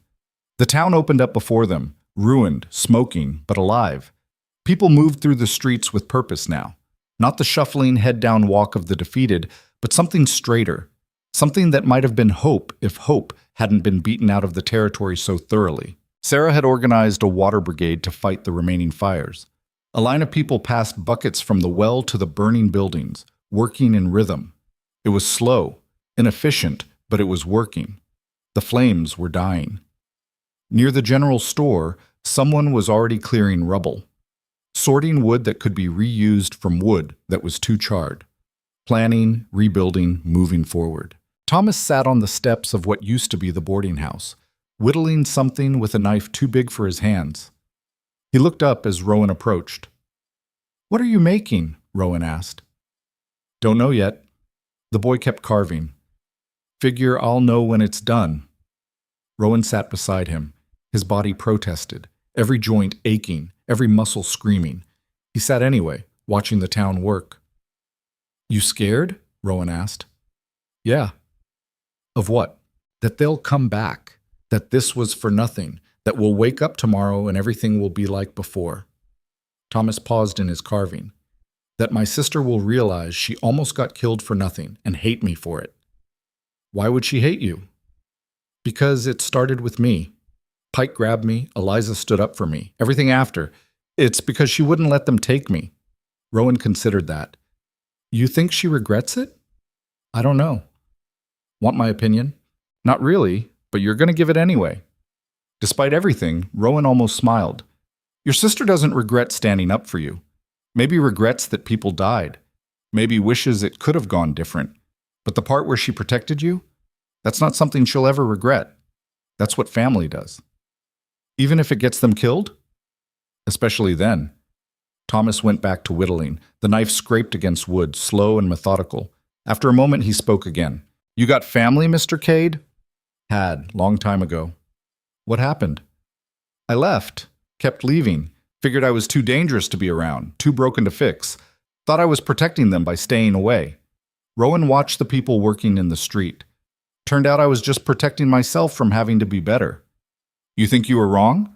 "Yeah, but I was wrong too late to fix it. They're all gone now." "I'm sorry." "Don't be. Just learn from it. When you got people who matter, you hold on. You don't run just because running's easier." They sat in silence while the sun moved across the sky and the town slowly, painfully began to knit itself back together. Doc Brennan appeared around midday, exhausted and swaying. "Got everyone patched who's going to make it. Lost 2 more, that woman with the gut wound and old man Hendricks. He'd breathed too much smoke." He sat heavily on the steps beside them. 16 people wounded badly enough to need care. Most of them will live if infection doesn't set in. Big if. "You did good," Rowan said. "Did what I could," which wasn't much. Brennan's hand shook as he pulled out a flask, took a long drink, offered it to Rowan. Rowan took it. The whiskey burned going down, sharp and medicinal. He passed it back. "We're going to need supplies," Brennan continued. "Medical supplies, food, lumber, everything. Voss's men destroyed or burned half our winter stores. We make it through to spring. It'll be a miracle." "Nearest town?" "Copper Ridge, 2 days' ride east. They might help. Or they might turn us away, scared of drawing Voss's attention. Voss is done." "You sure about that?" "Sure enough." Brennan took another drink. "Hope you're right, because if he comes back with reinforcements, we're finished. Can't fight another battle. Don't have the people or the ammunition." He was right, and Rowan knew it. Yesterday's victory had cost them nearly everything. Another fight would be a massacre. But sitting here worrying wouldn't change that. Action might. "Who's the best rider we got?" Rowan asked. "Why?" "Because someone needs to go to Copper Ridge, trade for supplies, get word out about what happened here. Let people know Voss can be beaten." Brennan thought about it. "Sarah used to run freight before Voss came. She knows the territory, knows how to negotiate. She's needed here, keeping people organized. Then Eliza. She's got a way of talking to people, making them listen. Plus she's got a stake in making sure this works." Rowan nodded slowly. He didn't love the idea of sending Eliza out into territory that might still have Voss's sympathizers scattered around. But Brennan was right. She could convince people in a way Rowan couldn't. He was just an old gunfighter with blood on his hands. She was a survivor with fire in her eyes and a story worth hearing. He found her an hour later, helping to sort through the wreckage of the general store. She was covered in ash and sweat, hair tied back, face set in concentration as she dug through collapsed shelves looking for anything salvageable. "Need to talk to you," Rowan said. She looked up. "About?" "Copper Ridge. We need someone to ride there, trade for supplies, spread the word about what happened." Understanding dawned in her eyes. "You want me to go? Town needs you to go. I can't do it. People take one look at me and see a killer. But you? You can sell this story. Make them understand what we did here." "I can't leave Thomas. Thomas stays here, safer that way. I'll look after him." She hesitated, obviously torn. "How long?" 4 days, maybe 5. 2 days there, a day to negotiate, 2 days back. "And if Voss comes while I'm gone?" "He won't. And if he does, we handle it. Like we handled it yesterday, by losing half our fighters? We won yesterday. Cost more than I wanted, but we won. That's got to count for something." Eliza set down the box she'd been sorting through, wiped her hands on her pants. "You really think I can do this?" "No, you can. Question is whether you believe it." She was quiet for a long moment, staring at the destroyed store, at the town beyond. Then she nodded.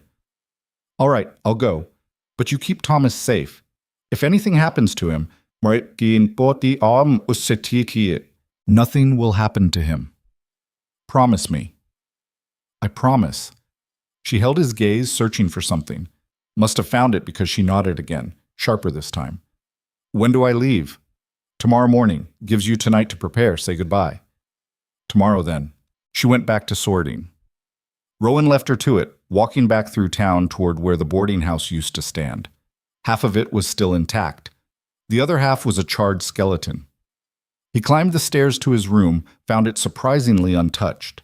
The box he'd dug up, the one that had held his guns, sat on the table where he'd left it. Inside was the oath he'd written 23 years ago. The promise never to take up arms again. Rowan picked it up. Read it one more time. Then he walked to what remained of the fireplace and dropped it in among the ashes. The paper curled, blackened, disappeared. Some oaths weren't meant to be kept. Some promises were made by men who didn't understand what the future would demand. He pulled out the empty peacemaker cylinders and started the process of cleaning them again. The work was meditative, familiar. His hands moved without thought while his mind drifted. 11 men dead by his hand in 2 days. 7 defenders dead because they'd followed him. A town half destroyed but standing. A victory that felt too much like defeat. The math was brutal, but the math was also incomplete, because numbers couldn't capture what he'd seen in the street yesterday. People who'd forgotten they were human remembering what that meant. Couldn't quantify the look in Eliza's eyes when she'd pulled those children from the burning house. Couldn't measure Thomas's small hand holding his sister's, or the way the town had risen together when it mattered most. Maybe the cost had been worth it. Maybe it hadn't. Rowan suspected he'd spend whatever time he had left trying to figure out which. Night fell. People gathered in the street around fires built from wreckage. Someone had found food somewhere. Not much, but enough to share. Bread, dried meat, a few vegetables that had survived Voss's rampage. They ate in silence at first, exhaustion making conversation too difficult. Then someone started talking. About Cole. About how he'd smiled right before charging that last time. Someone else shared a memory of Margaret, how she'd given them credit when they couldn't pay. Stories began to flow, about Pritchard, about the farmhands, about everyone they'd lost. It wasn't organized, wasn't formal, just people remembering out loud, making sure the dead weren't forgotten in the rush to keep living. Rowan listened from the edge of the circle. Thomas sat beside him, still whittling that piece of wood that was slowly becoming something Rowan couldn't quite identify. Eliza sat across the fire, her face orange in the flickering light. She caught his eye, nodded slightly. An acknowledgement of what was coming, her leaving, the town continuing without her for a few days, the gamble they were taking that Copper Ridge would help instead of turn them away. The conversation shifted. Someone asked what they should do about the mass grave where Voss's men lay, whether they deserved markers, whether anyone would come looking for them. Let them rot, someone said bitterly. They got what they earned. They were still people, the Reverend said quietly. Wrong people, evil people maybe, but people. So what, we supposed to pray for them? I don't know. Maybe. Or maybe we just remember that every man in that pit was someone's son, someone's brother. They chose wrong, chose violence, but they were still human. Human enough to burn us out. Yeah, human enough for that too. The argument died without resolution. Some things didn't have easy answers. The dead were dead, regardless of which side they'd fought for. Whether they deserved sympathy or spit, they were beyond caring. Eventually, people began drifting away, finding places to sleep among the ruins. Tomorrow would bring more work, more rebuilding, more burying, more of the slow process of becoming a town again instead of a graveyard. Rowan stood. His body protested, joints popping, muscles screaming.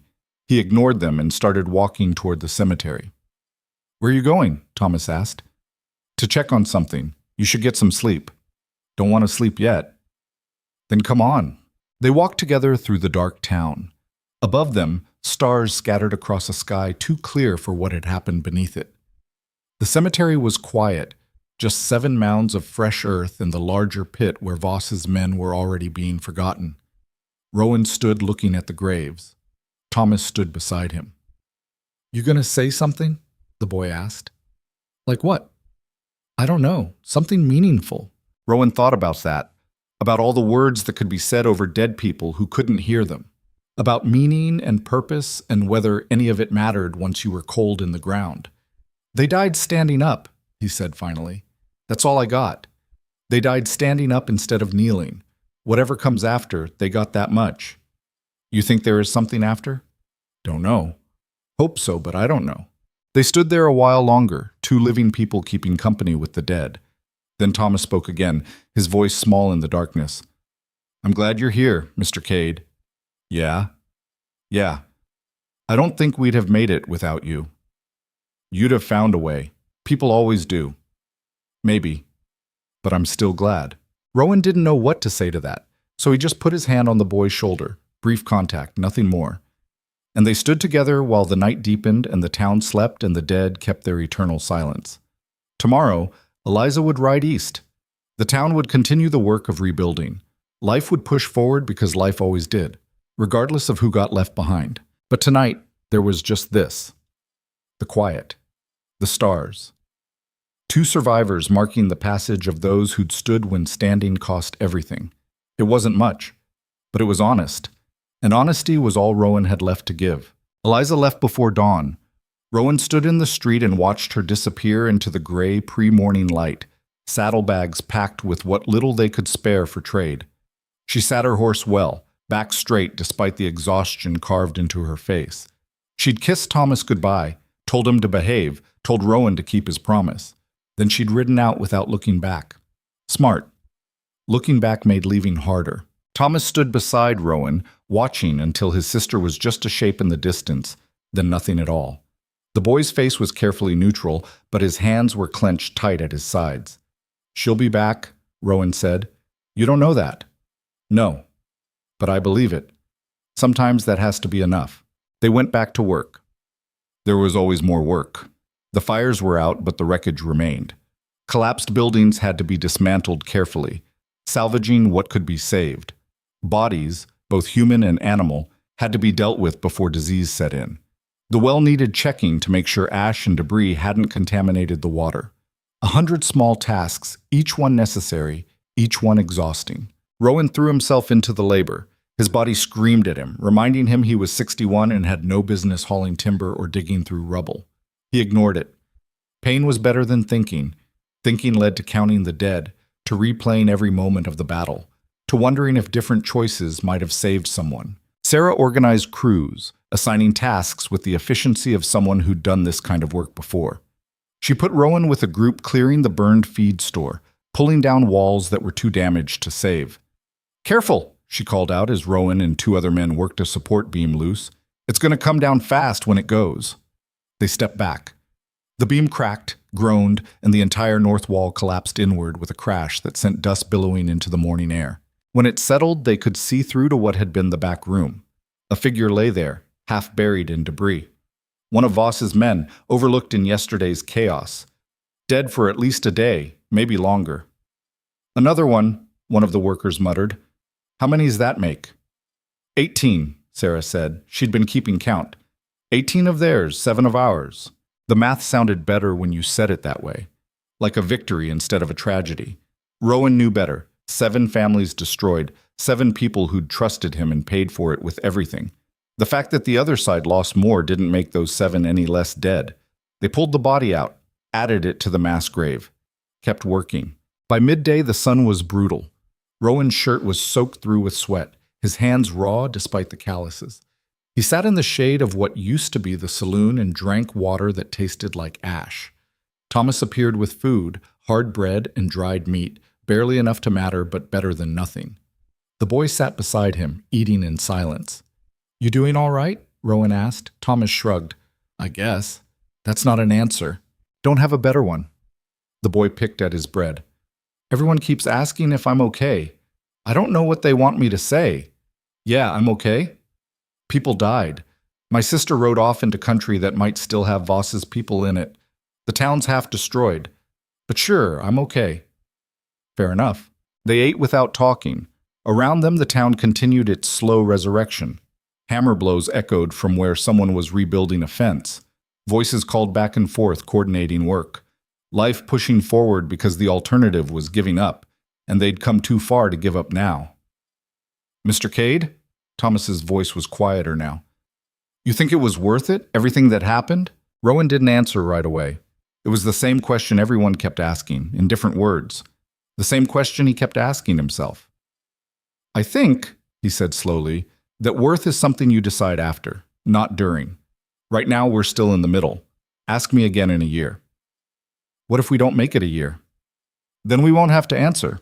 Thomas almost smiled at that. Almost. The days began to blur together. Work from sunrise to sunset, collapse into exhausted sleep, wake up and do it again. Slowly, painfully, the town took shape. Not the same shape it had been, that was gone forever, but something new. Something built on rubble and memory and the determination not to let those 7 deaths be meaningless. On the 3rd day, a rider appeared from the west. Everyone stopped working, hands moving to weapons that were never far away now. The rider came slow, hands visible, making no threatening moves. It was one of Voss's men, not one of the ones who'd fled, but a younger man who'd been in the camp when the battle happened. He stopped at the edge of town, clearly nervous. Rowan walked out to meet him, hand on his gun. Easy, the young man said. I'm not here to fight. Then why are you here? To talk. Voss sent me. Rowan's hand tightened on the peacemaker. Voss is still alive? Yeah, him and the 2 who got out with him. They made it back to camp. The young man swallowed hard. Camp's empty now. Everyone left. Word spread about what happened here. About how you took down 20 men with a handful of farmers. Nobody wanted to stick around and find out if you were coming for them next. So Voss is alone. Near enough. Got maybe 3 men still with him, the desperate ones with nowhere else to go. The young man shifted in his saddle. He wanted me to tell you something. What? That he's leaving the territory, heading south, maybe Mexico. Says this whole area's burned for him now. Says to tell you... He paused, like he was trying to remember exact words. Says to tell you that you won. That he underestimated what desperate people could do, and it cost him everything. Says he won't forget it. That a threat? I don't think so. Sounded more like respect. Or maybe just exhaustion. The young man looked at the ruined town behind Rowan. He also said to tell your people that any of his men still around will leave them alone. That the debt's settled, whatever that means. Rowan studied the messenger. Young, scared, probably not much older than Thomas. Not a killer yet, just someone who'd made bad choices and was trying to survive them. You got a name? Rowan asked. Charlie. Charlie Webb. Well, Charlie Webb. You tell Voss I got his message, and you tell him if I ever see him in this territory again, the conversation won't be this friendly. Yes, sir? Charlie started to turn his horse, then stopped. For what it's worth, I'm glad you won. Voss, he wasn't always bad, but power does things to people, makes them forget they used to be human. He looked at Rowan with something that might have been envy. You remember, even after everything. That's rare. He rode away before Rowan could respond. Sarah appeared beside Rowan, watching the rider disappear into the distance. You believe him? That Voss is really leaving? Yeah, I do. He's got nothing left here. No men, no reputation, no reason to stay. He's finished. Just like that? We win and he runs away? That's usually how it works. Bullies fold when you hit back hard enough. It's the true believers you have to worry about. Voss was never a believer, just a businessman who found that fear paid better than honest work. Once the business went bad, he moved on. Sarah was quiet for a moment. So it's over. This part is. The rest, rebuilding, surviving winter, learning to live without fear, that's just starting. Think we can do it? Rowan looked at the town, at the people working together, building something from the ruins, at Thomas sitting in the shade, still whittling that piece of wood, at the graves behind the church that held people who'd died believing their sacrifice mattered. Yeah, he said. I think you can. Eliza returned on the 5th day. Rowan saw her coming from a mile away, riding at the head of a small caravan, 3 wagons loaded with supplies driven by men from Copper Ridge who'd agreed to help. She looked exhausted but whole, alive. Thomas ran to meet her before she even dismounted. She caught him in a hug that looked like it hurt, but neither of them cared. The supplies were everything they'd needed and more. Medical equipment for Doc Brennan, food to get them through the next few months, lumber, nails, tools for rebuilding. Even some ammunition, though nobody said where it came from. The men from Copper Ridge stayed for 2 days, helping with construction, sharing news from the broader territory. Word had spread fast about what happened in Dust Hollow. Every town within 100 miles was talking about it, about the old gunfighter who'd stood up, about the farmers who'd fought back, about how Calder Voss had been broken by people who'd refused to stay broken. You're famous, one of the Copper Ridge men told Rowan. People are telling stories. Probably half of them aren't true, but the basic facts are solid enough. You took on Voss and won. That means something. Means I got people killed. Means you gave people hope. Towns all over the territory are starting to stand up to the gangs, the corrupt sheriffs, the men who thought they could take whatever they wanted. You showed them it's possible. Rowan didn't know what to do with that. Didn't want to be a symbol or a story. Just wanted to be left alone to help these people rebuild. But wanting didn't change reality. He was a story now, whether he liked it or not. The Copper Ridge men left on the 7th day, promising to check back in a month, to help however they could. Sarah negotiated a trade agreement. Dust Hollow would provide labor, and whatever crops they could manage, Copper Ridge would provide tools and protection if Voss or anyone like him came back. It wasn't perfect. But it was something more than they'd had a week ago. The rebuilding continued. Days turned into weeks. The burned buildings came down, and new ones began to rise in their place. Not as many. The town was smaller now, both in population and footprint, but stronger. Built by people who knew what they were fighting to protect. Rowan worked alongside them. His hands blistered, then calloused over. His back stopped screaming and settled into a dull ache he could live with. He taught Thomas how to work wood properly, how to measure twice and cut once. The boy's carving slowly became recognizable. A horse, rough but honest. The kind of thing a child makes when they're learning what their hands can do. Doc Brennan recovered his strength, started holding informal medical training sessions, teaching anyone who'd listen the basics of treating wounds, setting bones, recognizing infection. Can't have just one person knowing this stuff, he said. I'm old. Someone needs to learn it before I'm gone. Sarah took on the role of unofficial mayor, though nobody called it that. She just organized, delegated, kept people moving in the same direction. Turned out the town needed that more than it needed someone to boss them around. Just someone to help them coordinate what they already wanted to do. Eliza became the town's voice to the outside world. She made trips to Copper Ridge, to other settlements, building relationships, establishing trade, spreading the story of what happened.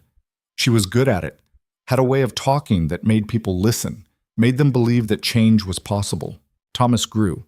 Not just physically, though he'd shot up at least an inch, but something in his eyes changed. The old, beyond his years look started to fade, replaced by something that might have been actual childhood. He laughed more, played with the other kids. Still had nightmares. Rowan heard him sometimes, crying out in the dark, but the waking hours got easier. And Rowan? Rowan stayed. Not because he'd made a promise, though he had. Not because the town needed him, though it did. But because somewhere in the chaos and blood and rebuilding, this place had become something close to home. He didn't die gloriously in battle. Didn't ride off into the sunset. Just stayed, worked, helped where he could. The peacemakers stayed on his hip, but he didn't fire them again. Didn't need to. The kind of problems Dust Hollow faced now weren't the kind you solved with bullets. 3 months after the battle, they held a meeting in the rebuilt church. Everyone who was left came, maybe 40 people, down from the 70 who'd lived here when Voss first arrived, but 40 people who'd chosen to stay and fight for something better. Sarah stood at the front. We need to talk about the future, about what kind of town we want to be. We've been so focused on surviving that we haven't thought about what comes after surviving. We should put up a marker, someone said, for the ones we lost, something permanent, so their kids know what happened here. What kind of marker? Another voice asked. I don't know. A stone? Names carved in? The Reverend stood. Or a statue. Something that captures what they died for. Not just names, but the idea. The moment when we stopped being victims and became people again. The discussion went on for hours.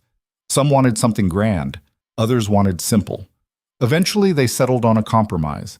A monument in the town square. Not elaborate, but honest. A figure of a man standing, gun at his hip, but hand not touching it, eyes forward. No name, no inscription beyond 7 words. They died standing. That was enough. They commissioned it from a stoneworker in Copper Ridge, paid for it with what little they had, with promises to pay more later. It took 6 months to complete. When it arrived, they placed it in the center of what would become the new town square, surrounded by the buildings rising from the ashes. The statue didn't look exactly like Rowan. The face was more generic, could have been anyone. But the stance, tired, determined, refusing to yield, that was him. Whether he wanted it to be or not. They dedicated it on the anniversary of the battle. 1 year to the day since Rowan had shot Pike in the street and started the chain of events that destroyed and saved the town in equal measure. Everyone gathered. Even people from Copper Ridge and other settlements came to see. To witness. To understand what it meant when ordinary people decided they'd had enough. The Reverend spoke. Not a long speech, not flowery, just honest. A year ago, 7 people died in this square. Died protecting each other. Protecting us. Protecting the idea that people deserve to live free, without fear, without bowing to anyone who rides in with guns and demands submission. He gestured to the statue. This isn't just for them. It's for all of us. A reminder that we chose to stand, that we can choose to stand again if we have to, that courage isn't the absence of fear, it's fear walking forward anyway. Sarah stepped up next. She looked different than she had a year ago. Harder, but also more settled, like she'd found her place. We lost people, she'd said. Good people. People who deserved better than dying in the dirt. But they didn't die for nothing. They died so we could have this. She swept her arm at the rebuilt town. So we could live without looking over our shoulders. So our children could grow up knowing they're worth protecting. That's their legacy. Not this statue. Us. Every day we choose to live free, we honor what they gave. Eliza spoke last. She stood in front of the crowd with Thomas beside her, and her voice carried across the square. My father used to say that the only thing necessary for evil to triumph is for good people to do nothing. For 4 years we did nothing. We survived, but we didn't live. Then one man, she glanced at Rowan, one tired, broken man who'd spent 20 years running from himself decided to stop running, and it gave the rest of us permission to stop running too. She paused, gathering herself. I won't lie and say it was worth it. I can't speak for the dead. Maybe they'd say it wasn't worth their lives. Maybe they'd be right. But I can speak for the living, for every child in this town who'll grow up free because of what happened here. For every person who remembers that they have power, that they have choice, that they matter. For me and my brother, who learned that standing up might cost everything, but kneeling costs more. She stepped back. The crowd was silent. Then someone started clapping. Someone else joined in. Soon the whole square was applauding, not for victory, not for glory, but for survival. For the simple fact that they were still here, still fighting, still refusing to give up. Rowan stood at the back of the crowd, as far from the center as he could get. He didn't want this attention, this praise. He'd done what he'd done, and 7 people had died because of it. The applause felt wrong. But looking at the faces around him, at Thomas laughing with other kids, at Eliza standing tall, at Sarah organizing people even during a ceremony, at Doc Brennan teaching a young woman how to properly clean a wound, Rowan thought maybe, just maybe, those 7 deaths had bought something real. Not redemption. He was too old and too guilty for that. But purpose. A reason to keep breathing that went beyond just survival. That night, after everyone had gone home, Rowan returned to the square alone. He stood looking up at the statue, at the stone version of himself staring into a future it couldn't see. "You know that's not how it was," a voice said behind him. He turned. Eliza stood there, wrapped in a shawl against the evening chill. "What do you mean?" Rowan asked. "The statue. It makes you look noble, heroic. But you were terrified. I saw it in your face every time you picked up those guns, saw it in your hands when you thought no one was looking. Yeah, I was scared, but you did it anyway. Didn't have much choice. There's always a choice." She came to stand beside him. "That's what you taught us, that we always have a choice. Sometimes all the choices are bad, but we still get to pick which bad thing we're willing to live with." They stood in silence, looking at the statue. "You leaving soon?" Eliza asked. The question surprised him. "What makes you think I'm leaving?" "Because men like you always leave. You did what you came to do, stayed longer than you probably meant to, but eventually the guilt catches up. The memories get too heavy, and you run again." She was right, and they both knew it. "I don't want to run," Rowan said quietly, "but you will anyway." "Maybe. Probably. I don't know." He sighed. "I'm 62 years old. Got more regrets than good memories. Every time I close my eyes, I see faces. People I killed, people I couldn't save. Staying here. It's good. Better than I deserve, but it's also hard. Watching you all rebuild, seeing what you're becoming, it reminds me of everything I'm not, everything I couldn't be when I was your age. So you punish yourself by leaving? That's stupid." Despite everything, Rowan almost smiled. "Yeah, it is." "Then stay. Not because we need you, we'll survive either way, but because maybe you need us. Maybe you need to see that redemption isn't about erasing the past. It's about building something better in the present." She kissed him on the cheek, quick, chaste, more daughter than anything romantic, and walked away, leaving him alone with the statue and his thoughts. Rowan stood there for a long time, thinking about leaving, about staying, about the weight of the past and the possibility of the future. Eventually, he made his decision. 5 years passed. Dust Hollow grew. Not back to what it had been, but into something different. Better, in some ways. The people who stayed were people who'd chosen to stay, who'd chosen to fight. That made them strong in ways that mattered. Thomas turned 16, tall now, with his father's build and his sister's determination. He'd taken up carpentry, had a real skill for it. The horse he'd carved as a child sat on a shelf in the shop he shared with 2 other young men, a reminder of where he'd started.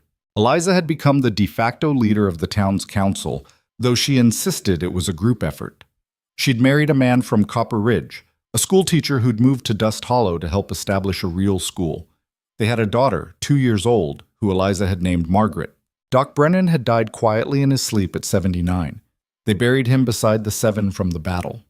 He'd trained 3 replacements before he went. Not doctors, but people who knew enough to handle the basics. It was more than most towns had. Sarah had built Dust Hollow into a trading hub. The town's position between Copper Ridge and the southern settlements made it valuable. She'd negotiated agreements, established relationships, turned survival into something approaching prosperity. And Rowan? Rowan stayed. He'd meant to leave a dozen times. Packed his bags, saddled a horse, pointed himself toward the horizon. But something always stopped him, a task that needed doing, a problem that needed solving. Thomas asking him to teach him something. Eliza's daughter calling him Grandpa Rowan, even though they shared no blood. He was 67 now. His hands shook more than they used to. His back hurt on cold mornings. He'd had to get glasses for reading, which annoyed him more than he'd admit. But he was alive.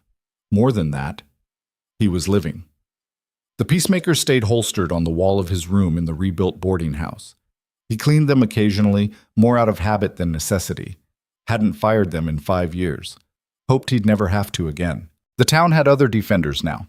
Young men and women who'd learned from what happened, who trained regularly, who understood that freedom required eternal vigilance. Rowan helped with the training sometimes, teaching them what he knew, but he wasn't the only teacher anymore. The knowledge had spread. The skills had been passed on. He was sitting on the porch of the boarding house when it happened. Just sitting, watching the town go about its business, when the pain hit his chest like a hammer. He couldn't breathe, couldn't move. The world tilted sideways. Someone was shouting, running toward him, hands on his shoulders, lowering him to the ground. Voices calling for help, for one of the medical people, for anyone. The pain was massive, consuming. But underneath it, Rowan felt something else. Something that might have been peace. He'd stayed. He'd built something.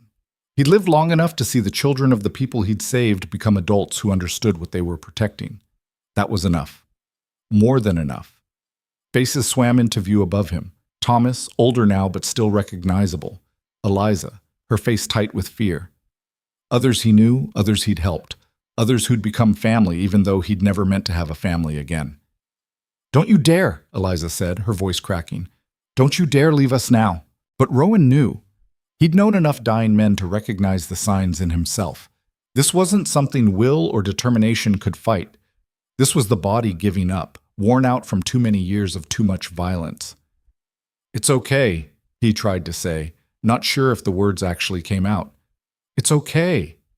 Thomas grabbed his hand, squeezed it hard. "We need you." Rowan squeezed back, tried to smile, wanted them to understand that this wasn't tragedy. He was 67 years old. He'd lived 40 years longer than he'd had any right to expect. Had found something close to redemption in a dusty town that had needed a monster just long enough to remember it was full of humans. The pain was fading now. Or maybe he was fading. Hard to tell the difference. He looked up at the sky. Clear and blue, the same sky that had watched him kill 37 men over a lifetime of violence. The same sky that had seen him try to bury that violence and fail. The same sky that had witnessed him dig it up one last time and use it to give people the chance to save themselves. The sky didn't judge, didn't forgive or condemn, just was. Rowan's eyes closed. The voices around him became distant, like he was hearing them through water. Someone was crying. Someone else was praying, despite the town's general lack of formal religion. Someone was just holding his hand, presence without words. He died on that porch, surrounded by people who'd learned to stand because he'd shown them how. Died not as a monster, not as a hero, but as a man who'd done terrible things and tried, really tried, to do something better at the end. They buried him in the cemetery behind the church, in the row with the 7 defenders from the battle. His grave was simple. A wooden marker with his name, his years, and 7 words borrowed from the statue in the square. He died standing. That was enough. Years passed. The town continued. Thomas named his first son Rowan. Eliza told her grandchildren stories about the old gunfighter who'd saved the town, though she always made sure to include the parts about how scared he'd been, how uncertain, how human. The statue in the square became a gathering place. Children played around it. Couples met there. People made promises in its shadow about standing up, speaking out, refusing to bow. New threats came. Drought, economic hardship, political corruption. The town faced them the way Rowan had taught them, scared but standing, uncertain but moving forward, imperfect but trying.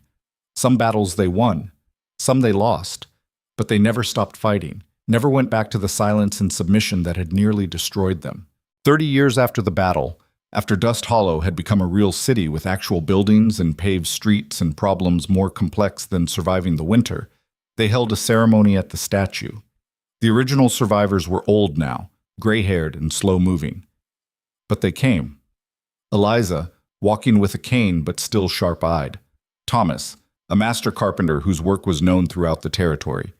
Sarah's children and grandchildren, carrying on her work of building connections and community.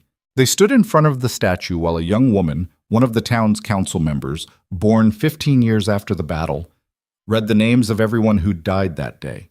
Cole, Margaret, Pritchard and his sons. the farmhands, the others. And at the end, Rowan Cade, who'd lived 5 years after the battle, teaching a town how to stand, who died not in glory but in peace, surrounded by people who'd learned that courage wasn't about not being afraid. It was about being afraid and doing what needed doing anyway. The ceremony ended. The crowd dispersed. Life continued because life always did. But the statue remained.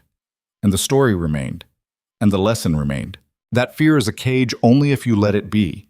That standing up might cost everything, but kneeling costs more.